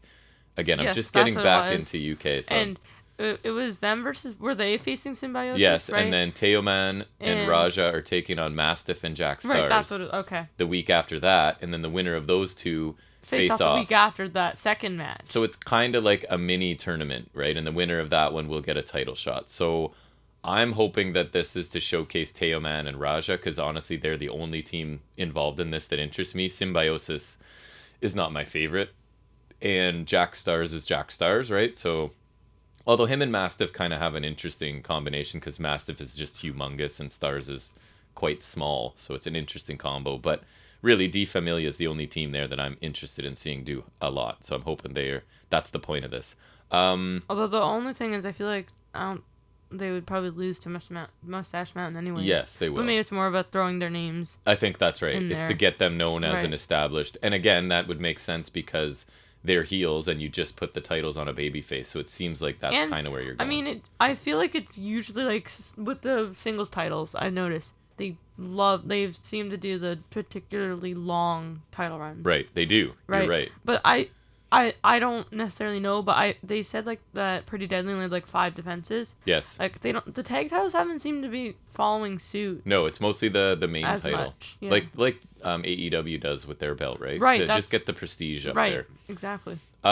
We then get what I thought was a really cool vignette featuring Jordan Devlin. So he's providing the voiceover, and we get footage of him like driving a vintage convertible, talking about the wind blowing through his hair and how great he is.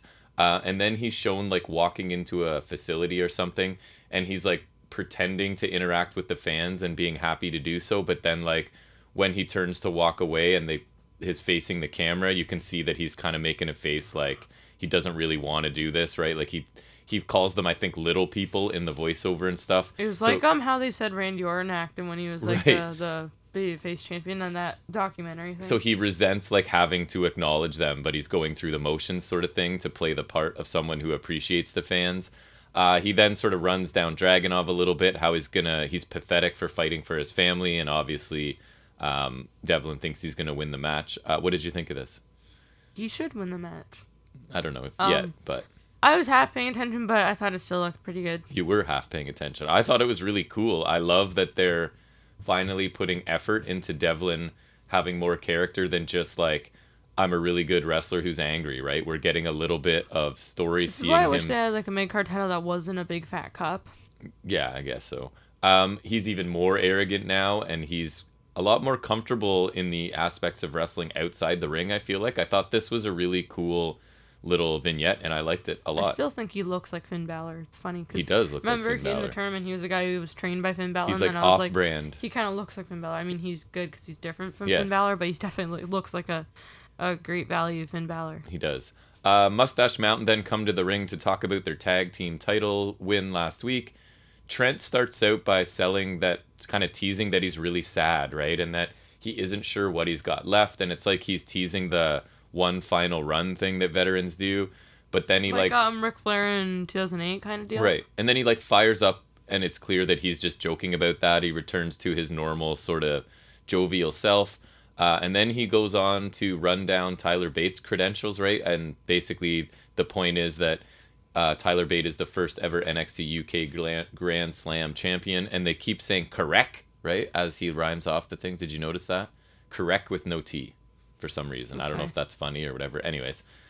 Trent then goes super mega babyface. Thanks the fans, thanks everyone involved in NXT UK basically for sticking with them as he sort of battled his doubts and his weight and whatever. Thanking everybody here. What did you think of this promo? I thought it was like one of those classic post-title and babyface promos. But I thought it was pretty good. It kind of hints at a retirement storyline for someone way down the line, I think, which could be interesting. This promo annoyed the crap out of me because I felt like it was a giant waste of time, and it felt like it was filling. Didn't have much on the agenda, really. Right? It was like, hey guys, go in there. We need you to fill like 5 minutes or whatever. Right. I don't think it accomplished anything. They didn't further any feud. They didn't add any details to any character. Again, it just felt to me like they were sent out there to kill time, and I was bored. Like, I don't think this accomplished anything other than, yeah, we won, thanks fans. Like, that could have been handled in a 30-second vignette from backstage, you know what I mean? Right. So I don't think Trent did a bad job speaking or anything. I just don't know what the point of this was. I would have rathered something else, anything else here. So I felt like my time was wasted a little bit on this segment. We then get a quick Ashton Smith, Oliver Carter promo, I guess. Basically, they want the tag team titles. They are basically saying now is their time, and that I guess their catchphrase is always forward. What did you think of these guys? I think that catchphrase sucks. They're kind of like mid-card tag team at this point, yeah, I think. I remember Ashton Smith used to be a jobber. He did.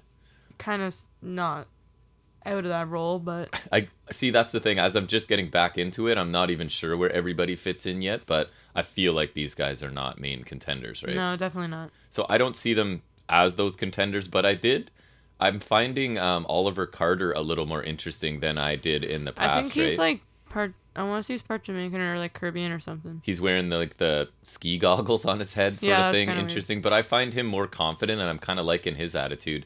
Ashton Smith doesn't really do anything for me. I find him kind of bland, but I thought Carter was pretty interesting. We then get a video package featuring Meiko Satomura and then Blair Davenport, sort of to hype up their upcoming match, right? Basically, the idea is Meiko is tired of Davenport constantly wanting to fight her and challenge her, whether she sort of deserves the matchup or not. And Davenport is then talking about she dominated in Japan as a foreigner, and now Meiko is the foreigner over here, and Davenport is basically going to score a flawless victory, right? As a reference to, oh my god, the video game that your mother and I used to play when we were young. Mortal Kombat, there you go. So anyways, what'd you think of this package? I thought it was a solid package. I thought Davenport's line about Satomura now being the gaijin was kind of cool. Mm-hmm. But I don't agree with Davenport being one of the best. It's funny, I have similar thoughts. But we'll see. I thought this was well done too, and it does add some interest for me in the match. And I was thinking the same. Like, I don't think Davenport's a top tier talent yet. I don't think she's anywhere near the level of Satomura. Me either. I imagine Meiko's going to win this, but I also, again, just getting back into NXT UK regularly, Davenport could be better than I think she is. She may be more prominent than I'm just kind of basing at least off of that match right. last time. So, yeah, I don't see Meiko losing yet, but I guess we'll find out. We then get sort of a bit of an enhancement match here, right? It's Danny Jones, who is pretty much just a jobber or slightly better, taking on heel Kenny Williams with no beard. We always seem to have to mention. The babyface heel.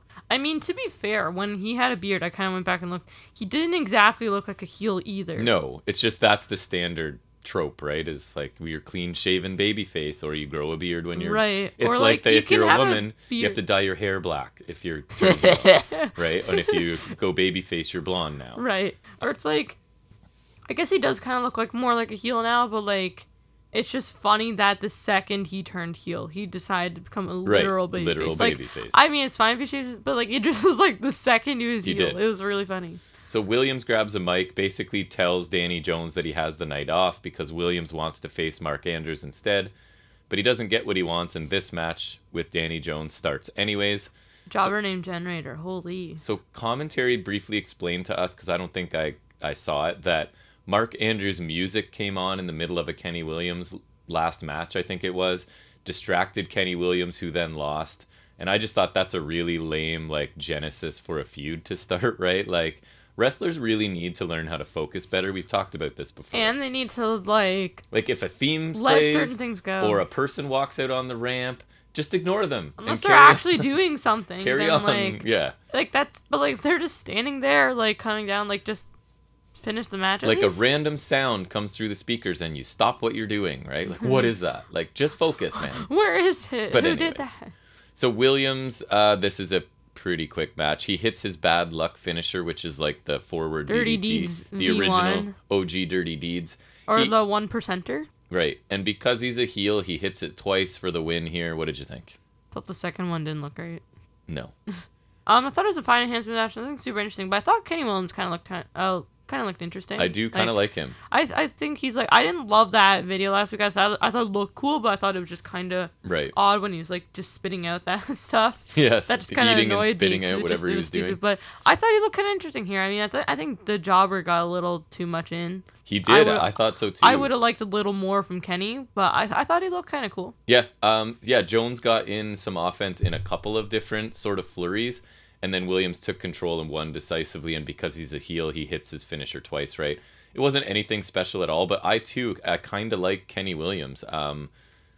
I feel like one of the issues might be he could get to be a little similar to Noam Dar to me, but because similar size, similar style, and both kind of doing the heel thing. But anyways, hey, at least Dar's not a baby face. True. My only problem with Kenny Williams right now is I don't have any interest in seeing Mark Andrews. Like I just don't.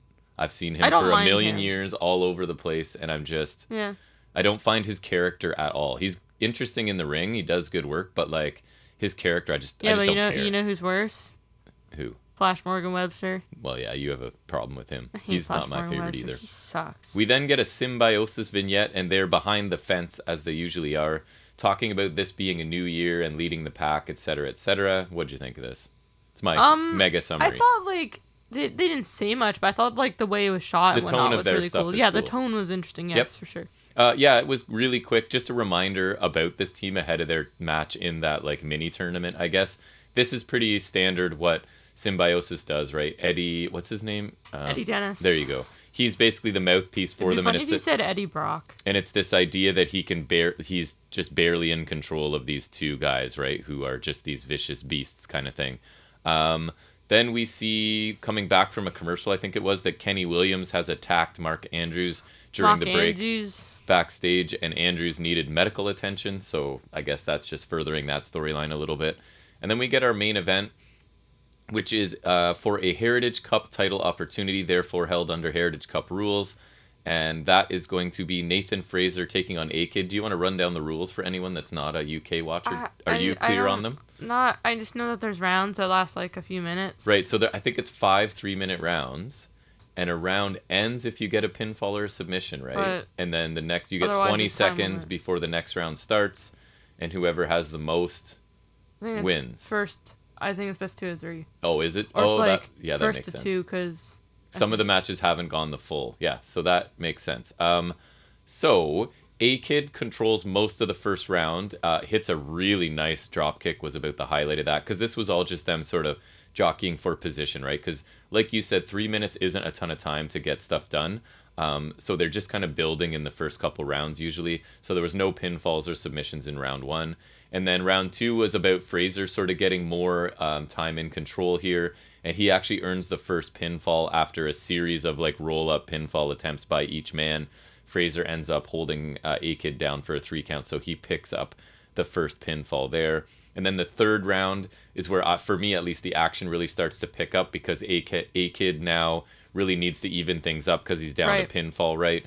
And in round 3, that's Fraser's... one of my only issues with this is like I feel like it's like the rounds are so short that like there's so many times where like the only way you can get a pin is like with like a clever roll up or something. And, like, yes. That's just one of my main issues with the stipulation. And I feel like a lot of the same things keep coming up in these matches, right? Like someone saved by the bell, like in this round, right? So Fraser basically gets put in an armbar, but the clock runs out. It feels like they just don't take a lot of punishment. Yeah. You know, like just because like it's only 5 rounds, 3 minutes each, but that's 15 minutes, right? Like, which is a decent sized match, but not if you're stopping every 3 minutes. Right, like whatever's happening, you just stop every 3 minutes and reset. So if like each one was like 5 minutes, sure that'd be like 25 minutes, but like then maybe you'd cut down on the rounds, or like no, if you. But again, that's half their show every week, basically. Right. So I don't know. I just think like the whole Heritage rules thing limits. Like I think the whole Heritage Cup concept just really doesn't work for me. Yeah, it's a bit you find it flawed for sure. I still don't like the cup. Round 4 sees Fraser start out on fire with quick, impactful offense. We get a really sick German suplex so I don't know if Fraser was about to do a springboard backwards off the ropes, but remember A-Kid kind of slides through the ropes while delivering a German and then landing really on his feet on the floor. Really cool. And then a really nice looking jumping kick to the head. So he pins Fraser in round 4 to tie things up at 1 fall apiece. So we go into the 5th round with the next pinfall or submission going to win this match and head on for a championship shot. So A-Kid starts round 5 by taking the fight to Fraser right away, and he earns a near fall. At one point, A-Kid, I think he was kipping up right into a super kick from Fraser that looked pretty good. Nice, yeah. And then Fraser hits a fall away moonsault slam off the second rope that looked pretty awesome. And almost under-rotated. Yes, he did. It looked like he kind of landed on his own face and A-Kid at the same time, right? Then we get an Uma Plata by A-Kid, I think it was. and the submission he applied at the end. Oh, okay. And it looks painful. Once he gets his leg around that second arm and really reefs back on it, like, it's a crazy looking submission hold. And surprisingly for me, at least, Nathan Frazier does give up here. So A-Kid wins this match and will go on to face, who has the Heritage Cup right now? Why can't I remember? Noam Dar. Thank you. I'm like, oh boy, why do I not remember that? So we'll get A-Kid and Noam Dar at some point in the future. What'd you think of the main event of this? I thought it was pretty good. Like, for this kind of match. The style of match is I just think that the rounds are too short. It's just like the match type just really, it's very flawed. Yeah. I don't mind this as an occasional thing, but like, I don't know. It just doesn't really work as a regular thing for me. I really like that finishing submission though. Because it kind of, that was really cool. It kind of really fragments the match, right? Like it starts to get some flow and you get into it and then it's like stop for 20 seconds. And it's, the 20 seconds is barely enough time, right? It's basically stop and then away they go again. But anyways, I thought the first couple rounds of this were pretty standard and then things picked up in the third round. And I thought the final 2 rounds were actually really good. Both men showcasing fast, crisp looking offense. I was kind of surprised by the outcome only because A-Kid has already had his run with the Heritage Cup. And I thought Frazier was sort of due for a push. Seems like they're kind of holding off on that for now. But again, not being a regular viewer of NXT UK lately, I'm not quite sure. That was just my feeling coming into it. But I thought it was still a very good main event, especially the last half of this match, or like 60% of it, I guess. I really enjoyed once we got past the first couple. Overall thoughts and a letter grade for this? So I thought the opener was fine, but not quite up to the expectations I had. I liked the Devlin promo. Mustache Mountain was fine. The tournament thing was whatever. The women's package was alright. I kind of enjoyed the Kenny Williams squash, oddly enough. Symbiosis promo was fine. And the main event was okay. I just don't really have much interest in this match type as a whole. Not to the fault of these guys, because I thought they actually had, like, if they had a normal match, I would like to see that. Yeah, there was some cool stuff in it for sure. Yeah, so I think overall I would give it maybe like, I don't know, I'd give it like a B. It's nothing terrible, but like just not great. But like it was a fine hour. Yeah. I really liked the main event, most of it at least, and really liked the Devlin promo. So those were the 2 highlights for me for sure. Dempsey Coffee opening match was fine, but not great. I was hoping for a bit better like you were. The Mustache Mountain in-ring segment was a big miss for me. I don't know why it was there. I feel like they could have spent those few minutes doing almost anything else and I would have preferred it. And I love Mustache Mountain, so it's kind of strange to say that. The Kenny Williams match was just enhancement, but again, I am getting interested in Kenny Williams, so I guess it was effective. So I was a little bit lower. I gave it a B-, right? Like, it was watchable, but nothing amazing that anyone needs to see. Like, some highlights of the main event, sure, but I don't think you need to go back and watch anything. But, again, it's an hour, right? So it's a quick hour. I didn't hate it, so that's a B- for me this week. All right. Next segment we're going to move into is talking about some other wrestling that either of us watched this week, and that is any other wrestling business.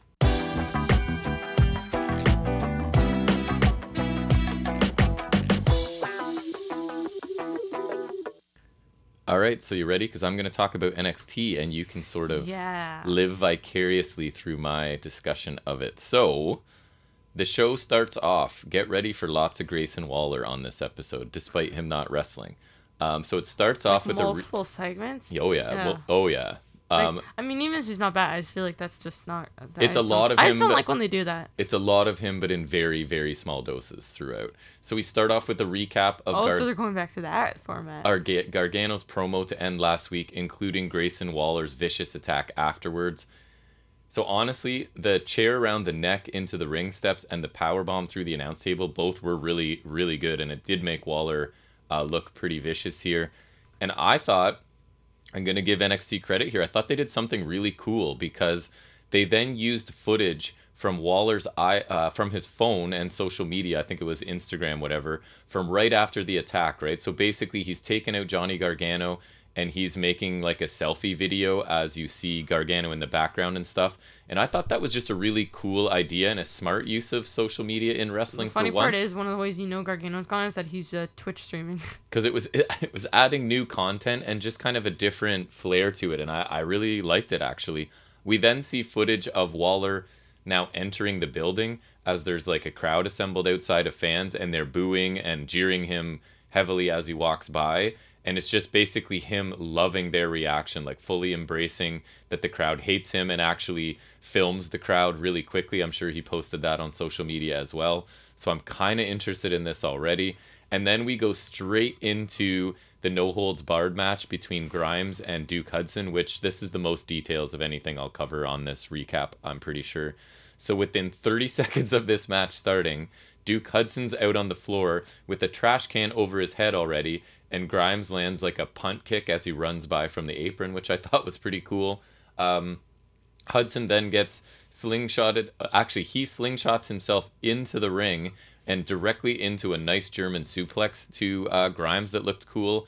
Hudson catches Grimes, hits a big Uranagi onto a chair that looked really good. Hudson then power bombs Grimes through a poker table again, but he goes for the pin, but the referee's basically like his shoulders aren't on the mat and down, so he couldn't get the pinfall, and then by the time he drags him off the table and pins him on the mat, Grimes has enough to kick out, which I thought was a nice touch. Hudson goes under the ring at one point and grabs clippers, like hair clippers. So then at this point, he's sort of taken Grimes out. Grimes is down on the mat. So Duke Hudson sits in a chair in the ring, and he's sort of grabbing Grimes' hair and is teasing, clipping it here, obviously. Doesn't happen. A bit later, Grimes I still don't understand the obsession with that. Grimes, he just wants payback, I guess, right? No, but like in the first place. No, me either. Grimes lands a kick and then a really sweet poison Rana that actually ends up with Hudson sort of stumbling backwards and sitting in a chair. It kind of worked, actually. It looked pretty good. And then we get a cave-in to Duke Hudson while he's in the chair, through the chair, which I thought looked really cool too. So Cameron Grimes gets the decisive pin here after about 11 minutes.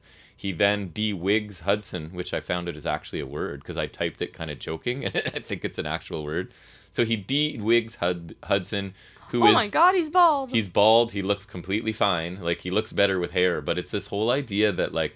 I think this is another one of Vince McMahon's sort of things coming through where he just thinks it's, like, awful to be bald. You know what I mean? Like when he shaved himself. Because he just looks like Hudson looks like a guy who's chosen to have a shaved head. Like, he doesn't... I mean, it's weird because he, like, just had hair, but, like, other and he than looks that... better with hair, probably, but, like, he has to act all embarrassed, right, by this, which I don't really understand because there's tons of people and in wrestling with shaved heads, but anyways.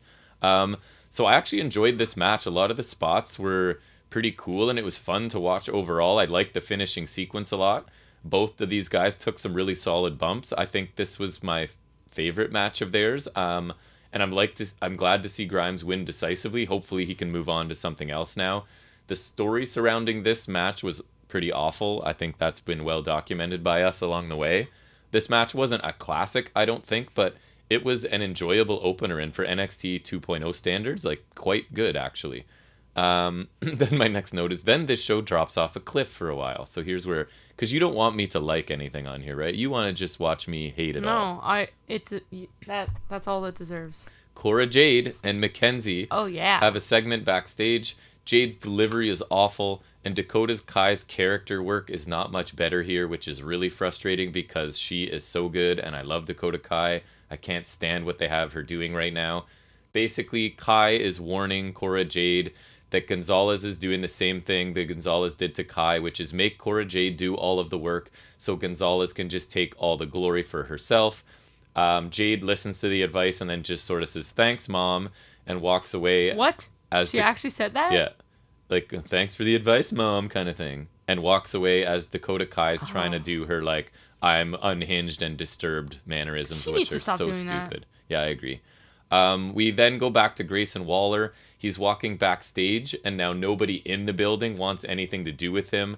So whether it's wrestlers or like backstage personnel, everybody's just walking away from him. And my favorite part is that he couldn't care less. He just thinks it's funny, right? Like, he's just this ultimate heel right now that I am quite interested in. So then we get... Man, I almost got you to watch this just for how bad it was because I watched it twice trying to understand this. So I talked about it briefly with you. And this is going one of two ways. So, well, actually, that's not true. I could be going one of two ways. So it's Jensen and Briggs. And remember, last week, Catanzaro and Carter walked through their segment and said they had extra tickets to this concert. Oh, right. So Jensen and Briggs go to the concert with Catanzaro and Carter. You mean, was it a rave? No, it was a country concert this time. Oh, come on, really? No, it was a country concert this time. Oh, come on, really? They just love to have fun. So wherever there's fun, that's where... Country's not fun. But anyways, Come on. so basically Jensen and Briggs are sitting on the tailgate of their truck talking about whatever, and Catanzaro and Carter show up in a nicer truck, which they make a comment about that our truck's nice, but that truck's nicer. I think it was Jensen saying that. So anyways, they go to this concert. Long story short, the women are doing some line dancing, and at one point Jensen and Kaden Carter are dancing. Casey Catanzaro pulls Carter away and starts dancing with her, and then we sort of see Catanzaro and Carter hugging, and then the last thing is Jensen and Briggs are watching in shock, like their jaws are dropped and they're just shocked. So this was really bad for sure, but it was very thought-provoking because I'm trying to understand what's going on with this garbage. So option 1, are they suggesting that Catanzaro and Carter are a couple in some way? And that this is what was so shocking to Jensen and Briggs? But, like, why would they get that from one hug? Because, like, friends could hug, right? Like, right, for sure. But then why is that, like, jaw-droppingly shocking to Jensen and Briggs? Because they're rednecks. I guess. Because the final shot was of the two women hugging and Briggs in the background just shocked by this. Or is this that Briggs and Jensen are overcompensating with all their manly man stuff and that they're gay? And could we trust NXT to treat that like... Are both couples gay? In a mature fashion, right? Let me think. No. No, probably not. So I don't... This was really bad, and I don't know where it's going, and I'm nervous. They have taken gay couples seriously before. Remember Billy and Chuck? Yeah, that's what I'm wondering, right? Like, treat it as a joke, and ha ha ha. No, we're not actually, because that would be awful. And then Eric Bischoff is the priest for the wedding. And that reveal was cool. But the whole... So I don't know where they're going with this, but it's awful. Both of these teams are bad. I don't know where it's going, but I guess we'll find out going forward. So regardless of the intent or where this is going, it's not good TV. So back to Grayson Waller. I thought this one is amazing promo. He cuts this promo in the ring, talking about ending Johnny Gargano's career, fans being jealous of him embracing basically everybody that hates him because he doesn't need anyone. He only needs himself is the point of this. He then puts up tweets on the screen of people taking shots at him, and then there's one kind of supportive tweet from Wade Barrett, because Wade Barrett's the heel announcer. So this is what I like, because Waller's mega heel, right? He then basically rips Wade Barrett to his face as he leans over the rope, sort of yelling at commentary. One of his lines was something about it's not 2010, and he doesn't care what Wade Barrett thinks of him anyways. He then mocks Vic Joseph because, as we well know, this is well established, right? That Johnny Gargano and Vic Joseph are best friends? ? Yes, absolutely. Because that's the reference he makes. Like, you did nothing while I took out your best friend, and you sat there and did nothing about it. It's not like Johnny Gargano has an actual best friend on the roster in a prominent position. But no, yeah, they've talked about that a lot, right? So I liked Waller saying it, but it was very much out of the blue, right? But I think if he directed that at Ciampa... It would make sense, right? But I like the idea of, you didn't even have to add the best friend, but you guys sat there and did nothing while I killed this guy, right? Which, I mean, they kind of always do that. But so he ends with a mic drop and sort of leaves. And I know that this is NXT 2.0 and it's pretty awful all the time, but I love this. And I think that this guy's a star in the making and is just like embracing this fantastic mega heel character. I thought he was totally believable here. I don't know what other people have thought about this. It'll be interesting for me to go back and see. He seems to really be embracing the hatred of just everyone, the fans, any of the crew, any of the other talent. He just doesn't care. So I would actually, I can't believe I'm saying this, I would recommend people check this out, because I think this is a pretty cool angle that they're developing with Waller, and I really like it. I hope Vic Joseph is okay working with his best friend now. Right? How's he gonna survive? Maybe he's coming back, and they'll be a tag team. We get a quick reminder from last week that DIY, don't do it yourself. That Riddle is MSK's shaman. Then we get Malcolm Bivens cutting a really nice promo here, hyping Roderick Strong as sort of the workhorse of NXT and the champion. He kind of then downplays Braun Breaker's abilities, and then before that he just lets us know that Ivy Nile is about to go out and crack some skulls as they start heading to the ring. Literally? I really like Bivens in this role, right? It's perfect. He can speak for all of these guys that probably shouldn't be speaking for themselves, and he's just an excellent manager. Like, he's kind of a throwback, right? I really like. I just wish they would decide if they want to push this stable or make them look kind of like mid-carders, because it seems like they can't push them. They don't have Tyler Russ. Because it's kind of fluctuating, right? They just seem to be gaining traction, and then it's like, nope, the Creed brothers have to lose. I'm actually, in hindsight, thankful he's not there. I guess so. So I really hope that Roderick Strong isn't going to be sacrificed to Braun Breaker on this show, but it seems very possible. I mean, why wouldn't they? They seem to love Braun Breaker. Roderick Strong is A, a veteran, B, a cruiserweight, C, cruiserweight champion. Would it help you to make a prediction if I tell you the match is non-title? About telegraphing. I think Braun Breaker would win even if it was for the title match, because there's no weight limit anymore. Yep. On a cruiserweight championship. They need to rename it real fast. So then we go... get rid of it. From a pretty strong segment, or at least a decent segment, to lashing out with Lash Legend, and it's awful, really awful. Her guest this time is Jacket Time, and then we get the woman in pajamas, right? Karen Q, the former Mei Ying. So she basically walks right in front of the camera in her pajamas with, I think, a stuffy and maybe like a sleep mask. So she walks by at one point to get her cameo in. And they try to build the angle between Jacket Time and Grizzled Young Veterans, but I can't possibly care about this, and it's awful. And they've taken Ikemanjiro, somebody who was like a fun little comedy character. He was still comedy, but like it was at least entertaining. And he was enjoyable. Enhancement. It was enjoyable. Right. And now it's just like, get this off of my television, and Kushida is suffering being involved in this as well. I even like Kushida. I remember I used to hate Kushida. Right. He used to suck. You can go back to hating him now. Yeah, I can. But like when I think after that Gargano match, he was cruiserweight champion. I remember he had like the next match with Escobar. He had like Oni Lorcan, and like he had like a nice string of matches. He did. And then now it's just kind of crumbled. Now you're in a comedy tag team that makes no sense. So this segment was brutal. And I thought you told me they were ending the Lash LaRue segment, Last Legend segments. Yeah. They're but not. I maybe this one they already had done or something, right? I don't know. These could go away as soon as possible for me. Ivy Nile then does get her match. She beats Amari Miller in less than 4 minutes. And I think Nile has a cool look. She's really quick, and she can execute a few moves really well at this point. She obviously needs more seasoning and experience, but I think she's a pretty cool, interesting talent. Nobody really looks like her, right? This match, I mean, it was exactly what you'd expect from these two. It wasn't amazing, but it's just about Nile getting more experience and sort of picking up dominant wins along the way, which she did here.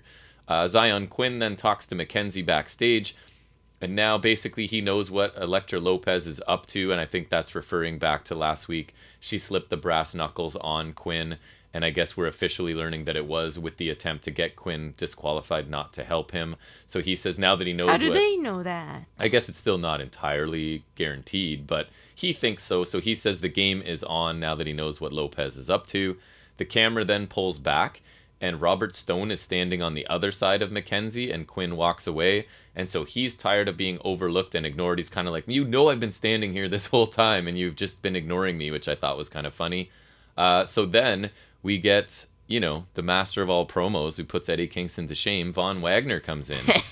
My notes say he tries to be a heel, but comes across... Oh, yeah, he's a heel now. He comes across as a less charismatic Jack Swagger. Ooh, roasted. Less charisma than Swagger, because they have the similar size and like they carry themselves kind of similarly. Somewhat of a similar background, I guess. Like Wagner was, I want to say he was a wrestler or something. So he says he'll be breaking more bodies next week. So there was a lot going on in this segment.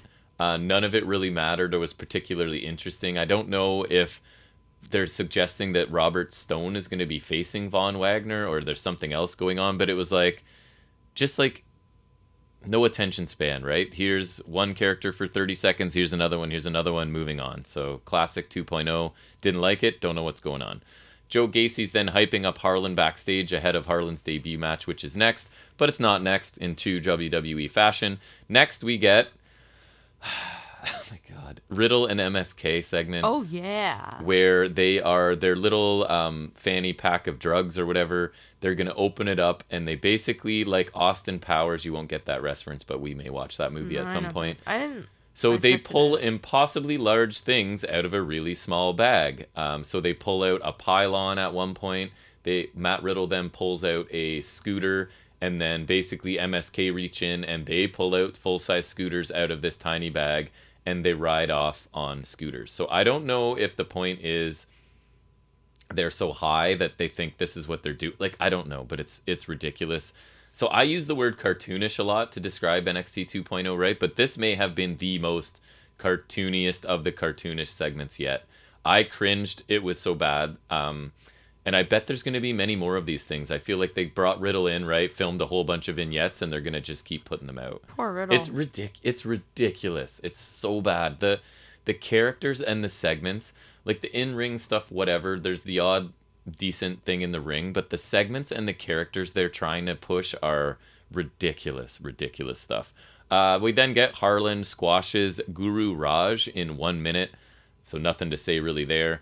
After the match, Gacy asks Harlan if he feels better now, and Harlan basically shakes his head no. So obviously this destruction's going to have to continue until Harlan feels better, I guess. Harlan then turns back, goes to further attack Raj until officials tell him to go, and basically Gacy leads him away. So a straight up squash match. I don't have much to say. I was neither impressed nor disappointed because, what do you get out of a minute here? Harlan's big and he does power moves. There you go. Gacy definitely seems to be kind of going with this cult leader type who's brainwashed this guy, and I wonder if he's going to add more people to sort of his little group here. It's an easy way of introducing young talent, right? And they wouldn't really have to speak because Gacy can speak for them, and NXT seems to want to debut like a couple new characters every couple weeks, so it leaves the door open for that, I guess. I don't know. LA Knight arrives in his sports car. He downplays Waller's performance in War Games, basically saying like he hit one decent move to finish the match or something.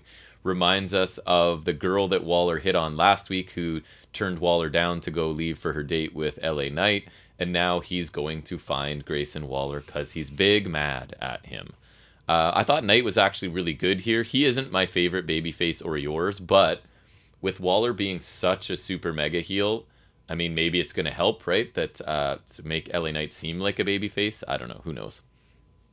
Officials are then seen escorting Harlan down a flight of stairs because they got to get him out of the building, I guess, because that's what they do when people put extra attacks on people, except they never do that, except in this case. I guess Harlan's a unique. So basically, he grabs one of the security people who I didn't notice in the moment. Apparently, it turned out to be the Brian Kendrick, I think. What? And he throws him down Really? the stairs. Yeah, I think that comes up later in my notes. I didn't notice at the time because he just chucks a guy down the stairs.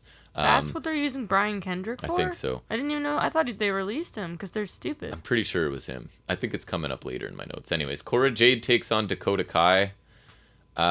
Jade definitely rides skateboards in real life. Nope, just kidding. Because it was really obvious that she can. It reminds me of like when you and Nate were really, really young and you wanted to try skateboarding and those first little pushes where you're not really on balance at all. That's still what Cora Jade looks like. So it made me laugh.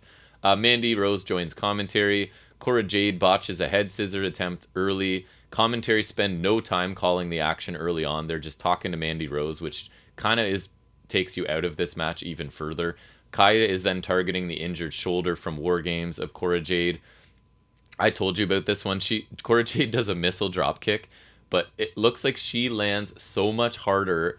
It looks like she took more impact than Dakota Kai. So I don't know what Cora Jade's doing. I think she's really bad in the ring, but maybe I'm alone in that. I don't know.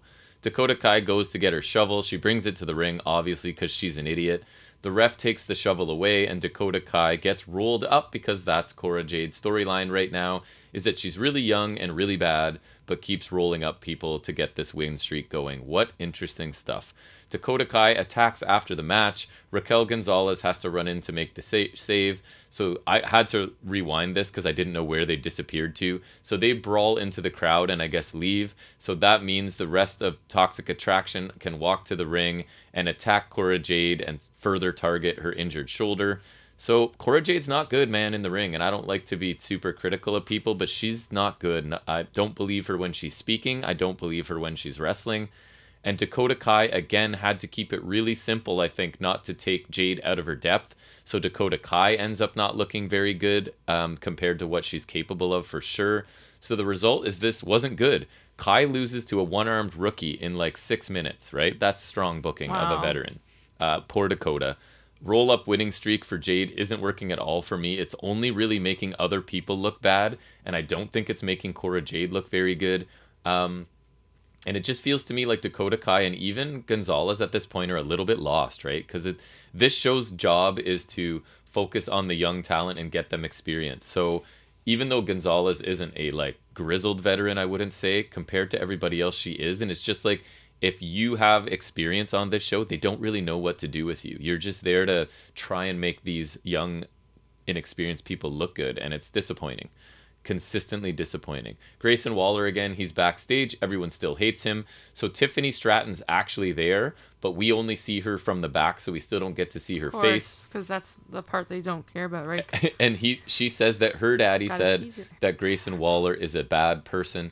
Io then shows up. Her daddy said Grayson Waller's a bad person. Io shows up and screams at Waller for a couple minutes here in Japanese. Waller just smiles and says, "I think she likes me," and walks away. We then get we're shown that Dakota Kai and Raquel and Gonzalez are being pulled apart from brawling in the parking lot. There's kendo sticks and trash cans conveniently there. I wonder what this could lead to. A parking lot brawl. Interesting. Parking lot's a dangerous place. It is, especially when there's just randomly like standard wrestling foreign objects rolling around. I guess it's been really windy there, like here or something, and they just blew like somebody's Actually, fair point, because somebody's garbage can has just ended up in our front yard. Literally, it's still there. We had a couple days where like we had crazy wind, right?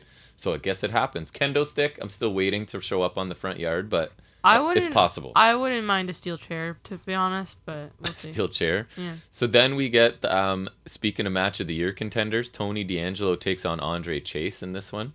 Yeah, so I've noticed that he's now feuding with Pete Dunne. Yes, he is. That's just the saddest. And you know how he knows? Because this is what grown men do. Tony D'Angelo has Pete Dunne's mouth guard in a case, and he sets it on the ring steps. So this feud, ladies and gentlemen, is about grown men feuding over somebody's stolen mouth guard. And one of them is an Italian mobster. Is this written by children, for children? I don't know what's going on. Neither. That makes sense. So Chase has a section of supporters in the crowd for this, which I guess we're told are his students. It's standard stuff. Which, based on, the way his character is, I don't know why students would support him. Why are you taking his class? Why are you learning wrestling from a guy who literally never wins and loses in 2 to 4 minutes? No, why would you cheer for him when he's just, so mean? I don't know. So it's standard stuff. D'Angelo starts out strong. Chase gets some in the middle. D'Angelo wins decisively in 4 minutes. Neither man did anything new or exciting, other than Chase did get suplexed with his sweater over his face at one point, I guess, which might be considered interesting. My notes were a match between 2 cartoon characters, basically, so nothing I wanted to see. D'Angelo, thankfully, gets to speak after the match, just because I need to cringe some more watching my wrestling. He talks about being the head of the class now, get it? Because he beat a teacher. That's teacher in air quotes. That's just comedy right there. So now he calls out Pete Dunne. You're a teacher like Andre Chase, right? Who does come out onto the ramp, I sure am. Okay. Dunn says Tony does a lot of talking for a geezer with no track record, and then he climbs into the ring. D'Angelo insults him, points out the mouth guard, tries to sneak attack Dunn, but thankfully Dunn is 1 step ahead, and he sort of gets at D'Angelo's fingers. D'Angelo has to escape. Dunn stomps the case that his mouth guard is in, smashing it, grabs his mouth guard, and puts it in. Yay, Peter didn't. So, again, I can barely listen to Tony D'Angelo speak. It's so over the top. It's so stereotypical. It's such a cartoon character, which is not why I watch wrestling. And full marks to you if that's why you watch wrestling and you enjoy NXT 2.0. That's fine. There's all kinds of different tastes in this world, but this is hot garbage for me. What could be better than 2 grown men feuding over a mouth guard? Poor Pete Dunne. A lot of my notes are like, poor Dakota Kai, poor Raquel Gonzalez, poor Pete Dunne, poor Tommaso Ciampa, I'm so sad because poor anyone who has any experience and actually knows how to wrestle. Because Pete Dunne's like my last favorite guy left on NXT. There's times where I would say he's one of my favorite wrestlers in the world. He is, right, and he's trapped in this cartoon hellscape at this point. I guess he can try to ask for his release, or I don't honestly know why they're keeping him, because they don't like people like him, and he's not going to get selfishly now, because we're covering it, I just want him to go back to NXT UK. Yep. Right? And I just will dominate even take there. That. Because him, Dragunov, could have one hell of a feud and matches, right? Especially because he's feeling... That's not even ideal, but I will literally take anything at this 100%. So Braun, Breaker, and everyone else want Grayson Waller out of their change room. So Waller's like in the change room, and Breaker's the one, of course, because he's the spokesman for everybody. So he talks to Waller. Room leader. There you go. That's the term. They want him out, and I like it because Waller's like fine with it, right? Like he's like, whatever. Real superstars have their own dressing room, anyways, which I thought was a very appropriate response for his character right now. So I like that comeback. He is all over this show, only a few seconds at a time, but I'm kind of here for it. And then this is my note where it was Brian Kendrick. I didn't even notice that Harlan threw down the stairs and medical staff are checking on him. Poor Brian Kendrick. I miss Brian Kendrick. Speaking of, he was like one of the first heels you liked when you were really, really little and we're all baby faces all the time. It was him, Neville, and the Usos. Right. And then you became like me where you're like, heels are just more interesting. Because WWE just does a better job with them. And their characters are generally more developed and interesting, right? I don't know. And almost every wrestler prefers doing it, so they probably sometimes have more fun. Complex. So speaking of match of the year contenders, we get Boa taking on Idris Enofe again in his second match. Boa has his face paint on, lands some kicks and suplexes. As far as face paint goes, it's not very inspired. It's not. That is the proper term, uninspired for sure. So Boa lands a bunch of kicks as he always does, adds some suplexes this week, wins in 3 minutes with a Tongan death grip, and then a spinning kick to the head, which looked really great because I think he might have actually kicked this guy in the head. So it looked cool, but I don't think you can replicate that every week because he might have just actually kicked this guy's head. So anyways, formulaic match, bookended by the underdog flurry. You bookend an underdog flurry with domination by the favorite. Although Boa did look a little bit better here. There was slightly more than just a whole bunch of kicks. He actually delivered some suplexes and stuff. Yeah. So maybe he's developing, but whatever. Gonzalez is really mad backstage. She wants to finish things with Dakota Kai in a street fight. How did you know, Jackson? You are big brain. I'm just really good at guessing things. You're the wrestling oracle. Right? I honestly... Sorry, I need a sip of water here. Talk for a second. You should be sorry. Sipping water. Actually, can I have some water? Sure. Sweet. So I didn't think Gonz was believable here at all. And I do like some of her promos. I thought she's improved a ton, but this wasn't good. Tasty water. It felt like she was trying really hard to be like super seething mad, and she really isn't. It kind of missed for me, to be honest. Then we have Grayson Waller. He's stealing LA Knight's car. I'd just say Raquel would be a great addition to AEW anytime. She would. So. Waller drives away in LA Knight's car, and as he pulls away, it reveals that LA Knight is lying on the ground because why would you ever be in the parking lot? I would probably just sprint from my vehicle to the... I wouldn't even park in the parking lot. I would purposely park, like... I would hire a driver to drop me off at the door. Yes, right? I would do that, yes. Or I would master teleportation so that I could just teleport I would develop a supernatural character. Yes. That's what I would do. Exactly. And wait, so... Oh, this is Grand Theft Auto, huh? Speaking of match of the year, we then get we then get Jacket Time taking on the Grizzled Young Veterans. So obviously, right? Actually, in an ideal world, that would be a good match. So I'm assuming, I think that this is a rebuilding match for Grizzled Young Veterans, right? They've been treated like garbage lately, so they can pick up a win and start to build some momentum as they're taking on like kind of a mid-card comedy team, right? Right? That's the expected outcome, right? Of course. Nope. So we get a nice suicide dive, Russian leg sweep combination on the floor by the Grizzled Young Veterans. Then the Creed brothers of Diamond Mine come down to ringside. Kushida then is the face in peril for this for a really long time. Jiro gets a hot tag. Kushida eventually, this is one of my frustrations, right? Kushida takes a beating forever, recovers in about 90 seconds, and gets tagged back in so that he and Jiro can double team before he applies the hoverboard lock to Gibson. We get shenanigans by the Grizzled Young Veterans to turn the tide. Kushida counters their finisher. The Creeds then distract Grizzled Young Veterans, and Jacket Time capitalize for the win, so the Grizzled Young Veterans continue their slide down the card. Can't beat Jacket Time. Send them back to UK. I'm desperate for anything at this point. James Drake is better than this. So this was a standard tag match, but because it involved people who actually know how to wrestle, it felt kind of fast and competitive relative to the other matches on this brand, right? But Grizzled Young Veterans continue to sink and look silly since the launch of 2.0. So now I assume they're going to wrestle the Creed brothers, probably lose to the Creed brothers, because why would veterans ever gain any momentum in this brand? And I don't know why I get frustrated. This is what the brand is. It's not for people that already know how to wrestle. It's to showcase people that don't know how to wrestle yet, which seems like an interesting business model, but that's beyond me. Bivens then hypes up Roderick Strong as they're walking backstage. They run into Carmelo Hayes and Trick Williams. Trick Williams then finds a Dexter Loomis drawing sitting there, and it upsets him. He drops it on the floor. The camera picks up the drawing on the floor, and they walk away. I don't care. We get medical updates on, listen to this, talk about creative booking. Ready? Medical updates on Cora Jade, who re-injured her shoulder. While Knight has multiple injuries, and Brian Kendrick has a possible cervical fracture.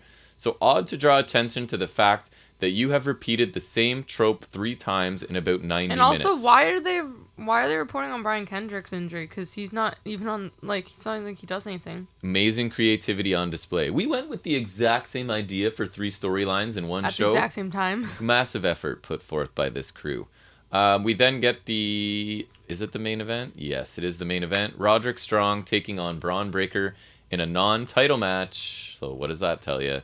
The fact Strong's winning, baby. Right? The Breaker's almost guaranteed winning this because it's non-title. So Trick Williams and Carmelo Hayes are watching from the stands. Breaker dominates early until Roderick Strong lures him to the floor, runs him into the announce table, slams him on it. Roddy gets in some offense here and there, with Breaker always just sort of eventually overpowering him. We get a Frankensteiner and a belly-to-belly for a near fall. Repeated running forearms, the thing that Roddy does as his opponents against the ropes, right? And then an angle slam by Strong. That. I do too. Superplex followed by a butterfly into a powerbomb by Strong for 2, which I thought was a really nice combination. But then Braun Breaker, you ready? The straps go down. So that is... Oh no! It's over. He's become unstoppable. Gorilla Press Power Slam. Breaker wins the main event match over Roderick Strong in about 9 minutes. Ciampa runs down, hits Breaker with the Willow's Bell, stands over Braun Breaker holding up the championship to end the show. Wait, what? Oh, no. Oh. What? Did you say he was holding up the championship? Yeah. Oh, no. Why? Oh, wait, never mind. He jinxed himself. Ciampa did? Wait. He already owns it. Oh, Ciampa? Ciampa hit the Willow's Bell to Breaker and then stands over Breaker. Breaker was holding the Cruiserweight title. No. It's Ciampa holding the NXT because he's the champion, in case you forgot. Which I almost did, to be honest. I was half listening. Right? Yeah, you are half listening. Braun Breaker That's great sucks. Broadcasting.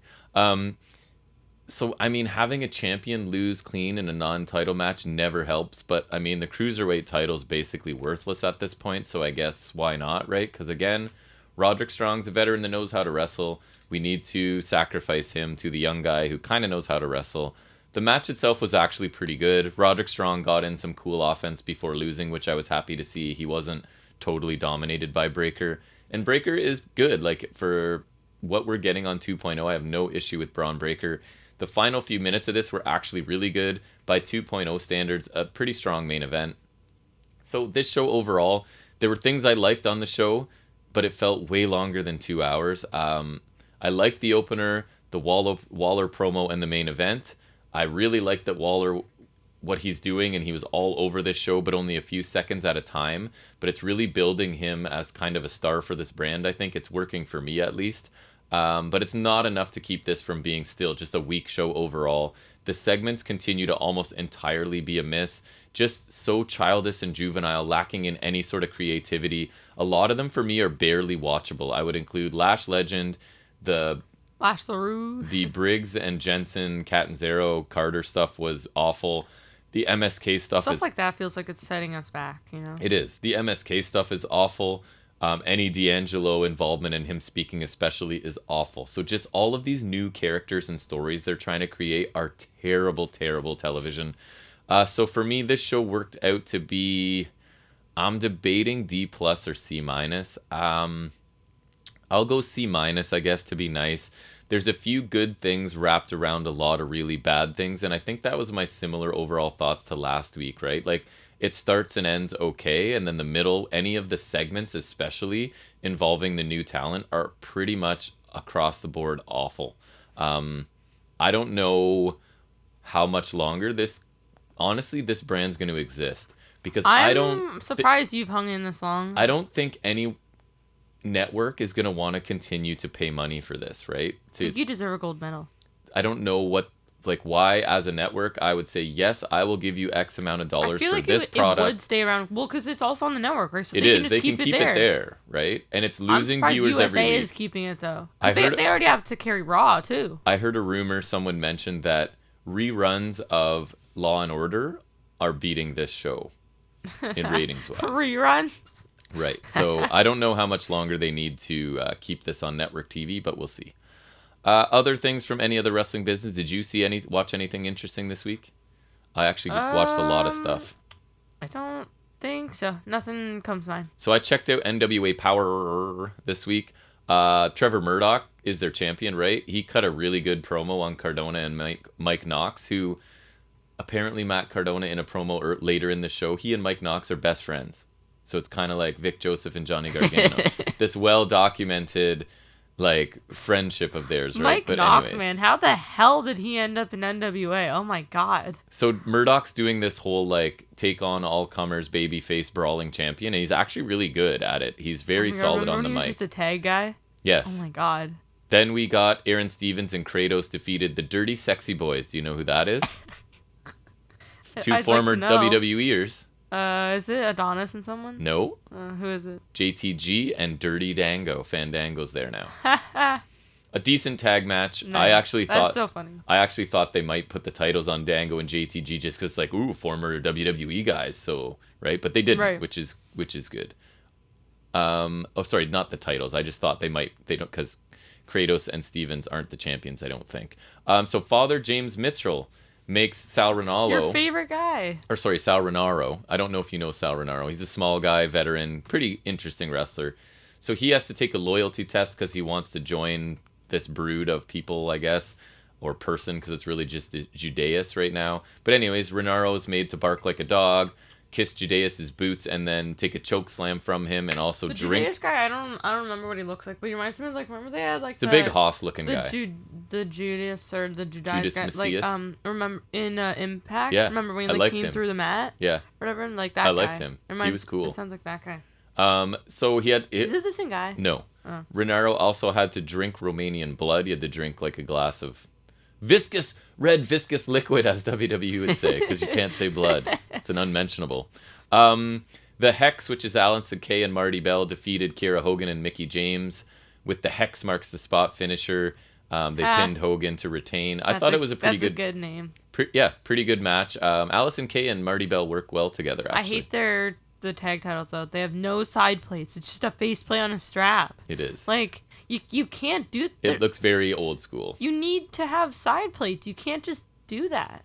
Billy Corgan cut a long, awkward promo, and basically, I guess the point was he doesn't regret bringing Mike Knox into the promotion. I really had trouble paying attention to this. I would, because it's Mike Knox. So then Knox and Cardona cut a promo where Cardona claims Knox is his best friend, sure. And this is my new hobby. This is fun stuff that we realized a little while ago. You just sit and watch Matt Cardona's facial expressions, because he spoke first and then Knox got a chance to talk, and Cardona the whole time is just making the dumbest looking faces. So he's just ridiculous anyways. And then I don't know if you know who Mims is. So when I was watching Power a fair amount before, he was kind of like enhancement talent. So I think they've elevated him a little bit.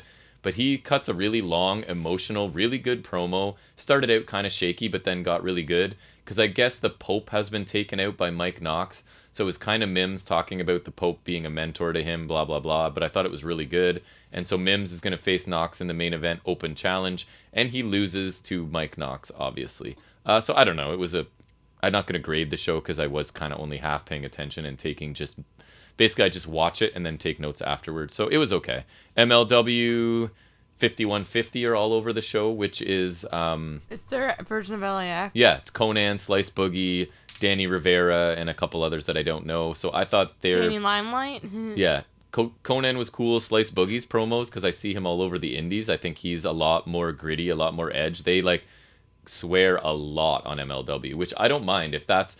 I find it lame when WWE does it, because they're look how edgy we are, because we're going to throw in a couple swears along the way. But, if your whole product is, we're the adult version and you can curse all you want, then I don't mind it at all. The man that swallowed LA Park That's not nice. LA Park's really, really chubby and out of shape. Park. Yes, really big right now. So he beat Homicide. The match was actually okay, but LA Park needs a lot of rest along the way at this point.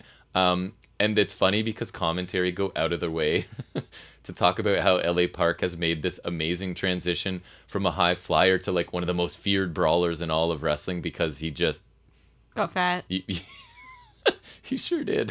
Like, look up a recent image of him if you can see right now. Yeah, I think I've seen. At one point, Isn't there another La Park too? It's like Los Parks. His top was like separating from the bottoms, and you can see his belly kind of hanging out. But the match was still pretty entertaining. Yeah, I got a good one right here. Then they did this. They did this weird. It was a long interview with like one of the guys involved in production, and then like a guy came out on the stage and talked about him, and they put a banner up to him. So I don't know. I guess he's got a long history with ECW and MLW and whatever. It was just really strange that they're honoring this guy and giving him a ton of time in the middle of a 1 hour show. Then we get Bomaye Fight Club, who I don't quite know who they were, but they seemed kind of cool too. They took out Calvin Tankman attacked them and got arrested, and we get a Tankman promo, just audio from jail, that he's going to be bailed out and he's coming to take on both of them. I don't know. And then the middleweight title match was the main event. Do you know who the middleweight champion is? No. Tajiri. Right. So very old and haggard looking Tajiri. I remember telling you that. I haven't seen him since like Cruiserweight Classic. Well, a little after. This was a match streamed from Japan. So taking on Atsuki Ayagi, who I didn't know. He's like 22 or 23. He's only been wrestling for a few years. I don't know, man. It was just one of these dudes who's lives on the top rope basically and hits about half of the moves he takes from the top rope. So Tajiri wins in a decent match in the main event. So I don't know. The show was okay. I don't watch it often at all. I just kind of check in, and that's what I was doing here. It mostly held my interest. There's a couple choices I didn't understand. 5150 seemed pretty cool to me, and the show was at least watchable in only an hour. So that's what I thought. I think that's it for me for any other wrestling business. No, I have nothing. I think we're going to try and get back to a retro match next week, right? Because we should have some extra time. At least for the break, because we do have some more time on our hands. Right. This week was a little hard pressed for time, especially with the movie last night. So, right. So yeah, we'll get back to that. But we'll move into our final segment of the week, which is Jack giving us an update from the world of wrestling figures and stuff. And that's what we call Figuring It Out with Jack. So the only thing we have this week is we got some images for the 2.0 accessory pack. That AEW accessory pack. That term is now a swear in our house. That's a sin. Yes. But it's just the second accessory pack. It's a little different. Last one was mainly barbed wire themed one, centered around that the lights out match between Mox and Omega. Right. This one seems to be a little more standard, but there's kind of a couple of references in the picture on the back is actually, remember the Super Destroyer from All Out? Yes. The table. Sure do. It's a picture of that. It looks really nice. Cause the ladders from that match, it's like a black ladder with like gold on the sides. So that's pretty cool. And then you also get a table, which is like it's like the table from that Jericho thing I got. Right. Just it's brown instead of black. You get a sledgehammer, same steel chair that came with the pack figure. The ladder I already mentioned, and then a big barrel. It's like the Cracker Barrel that Darby Allin dived onto that one time. I remember that. That was a cool spot too. Yeah. I was not expecting it's that. It's like a 3-piece breakaway one. So that's kind of cool because I think that's like I like that because that's really unique. Yeah. So I like that they're including stuff, and I also like just getting like the basic stuff like ladders and tables and chairs. Can never have too much weapons. So I think this one's it's definitely less like I don't know like. It doesn't stand out as much, but I think it's still pretty nice. Like, yeah. Now I know that these will be hitting our stores because I actually already picked up the first one a little while back. So I'll definitely get it when it comes out. It's pretty cool. Nice. But yeah, that's it. That's everything? That's pretty much it. Well, we got to get out of here and get ready to head down to your grandfather's house to play some table tennis in the basement. I'm pretty excited to check out this new table. And that's going to bring us to the end of ping pong. Episode 74. If you would like to contact us, we'd love to hear from you. fnswrestling@gmail.com, fns_wrestling_podcast on Instagram, or leave a comment in YouTube if that's where you're listening. I will reply to you no matter what. If you're critical or positive, or you just want to give your opinion on some of the recent wrestling you've seen, I would love to hear from you. I will respond to you. thank you to anyone who's taken any time out of the week to listen to us talk about wrestling as we sit in our basement. We look forward to seeing you back here for episode 75 on Christmas. next Saturday. That's on true. Christmas Day. So we'll figure out something, but for you guys, it'll still come out on Christmas. So I mean, if you do listen to us on Christmas, then Merry Christmas. Right, that's That'd our, be and we cool. will be look for our obviously end of year special show. Will be coming up, our second annual sort of best and worst of the year. That is you true. Can look We'll be forward to working on those that. as well. So we look forward to seeing you back here next Saturday on Christmas Day if you have the time. And until then, take care. Have a great holiday, and we'll see you next week.